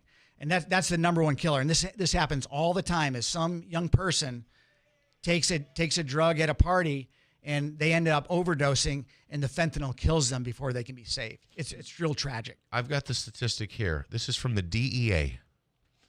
For Americans aged 18 to 45, the leading cause of death is fentanyl overdose. The addictive drug is responsible for nearly 70% of the U.S.'s 107,000-plus drug overdose deaths in the past year. It's 50 times stronger than heroin, 100 times stronger than morphine. 42 pounds were confiscated at the Canadian border in 2024. That's enough fentanyl to kill literally tens of thousands of people in New York State. It must be stopped. We'll take a quick time out. We'll come back and wrap things up. Assemblyman Robert Smullen, a great point. I'm glad we transitioned into the ICE cooperation and what's going on here in the state. We'll come back and wrap up the show. It's First News Keeler in the morning on WIBX. Your home should be the safest place for your child to grow. But in Utica, many homes built before 1978 may still contain lead. Lead paint can quietly harm your child's health before you ever see the signs. Help is available. The Lead Safe Utica program offers free lead hazard testing and safety repairs for eligible families. Test today for a brighter tomorrow. Let's build a lead-safe future together. Visit leadfreemv.org to see if your family qualifies. It's Mazda's More to Move You sales event at Steed Ponte Mazda. Save on a new Mazda lease or enjoy 2.9% APR financing on new 2025 Mazda CX-30s and CX-5s. With 1.9% APR financing on new 2025 Mazda CX-50s, CX-70s, and CX-90s. See the dealership for details. Mazda finished 2024 up 16.8% in sales year over year, so let's make your deal at Steed Ponte Mazda. River Hills Properties continues to be the fastest growing real estate company in central New York. Nobody sells homes like River Hills. Bill and Robin Monjo started, and when they did several years ago, it was all about service. Let's give people in upstate New York, in the Mohawk Valley, Utica, Rome, let's give them services they've never seen from a real estate agency. Your listing agent is with you every step of the way from start to finish. There's the book. They don't use the lockbox. They go to every event, every meeting, whether it's with the bank or there's an inspector, whatever it is, River Hills, your listing agent is there. It's all about service. And they're conveniently located with offices in Barneville, Little Falls, Utica, to the north in Copenhagen, Newport, and coming soon to Rome, and not to mention their amazing office in the Gulf Coast part of southern Florida. Sarasota, Naples, Marco Island, they have you covered, whether maybe you're staying put in upstate New York or you're considering that snowbird option. Call River Hills Properties at 315-896-1009. Nobody sells homes like River Hills. 315-896-1009. WIBX. This is Keeler. WIBX 950 and 92.3 FM. Now back to the Keeler Show. It is First News Keeler in the morning on WIBX. Farmer Ben is my guest co-host this morning, and we are joined in studio by Assemblyman Robert Smullen. You know, I was talking about some political stuff here. We've all been talking about it. Before we let you go, Assemblyman Smullen, one of the most talked about politicians of the day is Zoran Mamdani, and I hope I pronounced that correctly. Obviously, he's running for mayor of New York City, won the Democratic primary. I don't know if everybody knows this, but he is a colleague of yours in the state assembly. That's right. He serves and he represents his district in the assembly, just as I represent our district in the New York State Assembly. So over the past 4+ years or so, I've gotten to know him quite well. So have you worked on legislation with him, or have you worked against him on certain bills? Talk about what you know. We are about as polar opposite as you could get in terms of our assembly policies. I'm the author of the Upstate Rural Equity Initiative. He's a Democrat socialist from New York City who most recently pulled off this upset win in the New York City mayoral primary. You know, a little bit of a quirk of ranked choice voting. Andrew Cuomo was in the race, a very split field. And now he's going to be in the general election this November, along with Andrew Cuomo, Eric Adams, and Republican Curtis Sliwa to become the next mayor, potentially, of New York City. So have you had direct interaction with him? All the time. I see him all the time, sort of thing. Do you have any stories or anything that highlights that maybe he's not as radical as they say, or something that says he is quite radical? No, I think he's actually more radical than he's been made out to be, which does no good for New York City whatsoever. Laugh. Yeah, I know, because I think we'll be feeling the consequences also of this here in upstate New York. But anything else you want to add on that point? Well, no. So he believes that socialism is the way to go. Many people would say that socialism is a path to communism, sort of thing. I'm quite the opposite. Socialism is a failed economic experiment that's seen its better days, and that it's totally contrary to human nature. So, I think we can do much better for New York as a whole than having a socialist mayor in New York City, because that'll be very bad for our policies in the legislature. Because exactly, we net support New York City and upstate New York, and we actually in upstate need to make sure our resources return to us, our state taxes, not get sucked into the vortex of socialism in New York City. Even if you look at the idea, for instance, when the migrants were being bused to New York City and they were staying in the hotels, that was a major cost for New York City. But for us in upstate to think that state resources weren't used and money wasn't put toward that is absolutely wrong. While it wasn't our city, some of our resources were being drawn to meet that need. To the tune of almost $5 billion was taken from the state as a whole to be able to support this. And it was flat out wrong. It wasn't to benefit anyone in upstate New York. It was to benefit Democrat sanctuary city policies in New York City. And the people in New York City, they know that those policies are wrong, and that's what this mayoral race will be about. And I don't want to sound like I don't or we don't have compassion in a lot of situations. In all these situations, they're human beings, but in some cases, they're people that need legitimate help or are legitimately seeking asylum. But in many cases, too many cases, that's not the case. That's right. Assemblyman Robert Smullen, thank you so much. You stayed longer than we thought, and I appreciate it. Jeff, thanks so much for having me on. It's always great to be here with my good friend, Farmer Ben Simons, as well. Thank you. Ben Simons, my good friend now. We've done 2 shows in the last week. Yeah, I'm very honored. I'm very honored that you guys and Bill Keeler and Davey have recognized how important agriculture is and to start giving space for agriculture. If you go back in the history of WIBX, because Carl Trainer gave me a lesson at the fair about IBX, used to be a very big advocate and radio station for agriculture.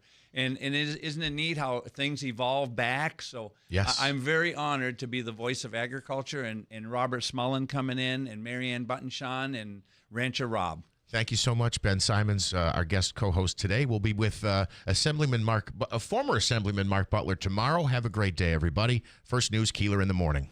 Tallman's Tire and Auto Service is celebrating 45 years of serving Central New York. Family owned and operated since 1980, they're proud to provide trusted professional auto care to our community. From brake repairs and New York State inspections to AC service and check engine light diagnostics, they offer complete auto service and repair. When your vehicle needs attention, you can count on them to get you back on the road quickly and safely. Save time and money. Schedule your appointment today at tallmanstire.com. Are you struggling with neck pain, back, knee, wrist pain? This is Bill Keeler, and I'm talking about Revive Softwave Therapy with Dr. Timothy Del Medico. For me, this has worked. It is FDA cleared, non-invasive. It's all about making the pain go away. The new patient special is just $99. Call today, 315-725-8427. Revive Softwave Therapy with Dr. Timothy Del Medico, 315-725-8427.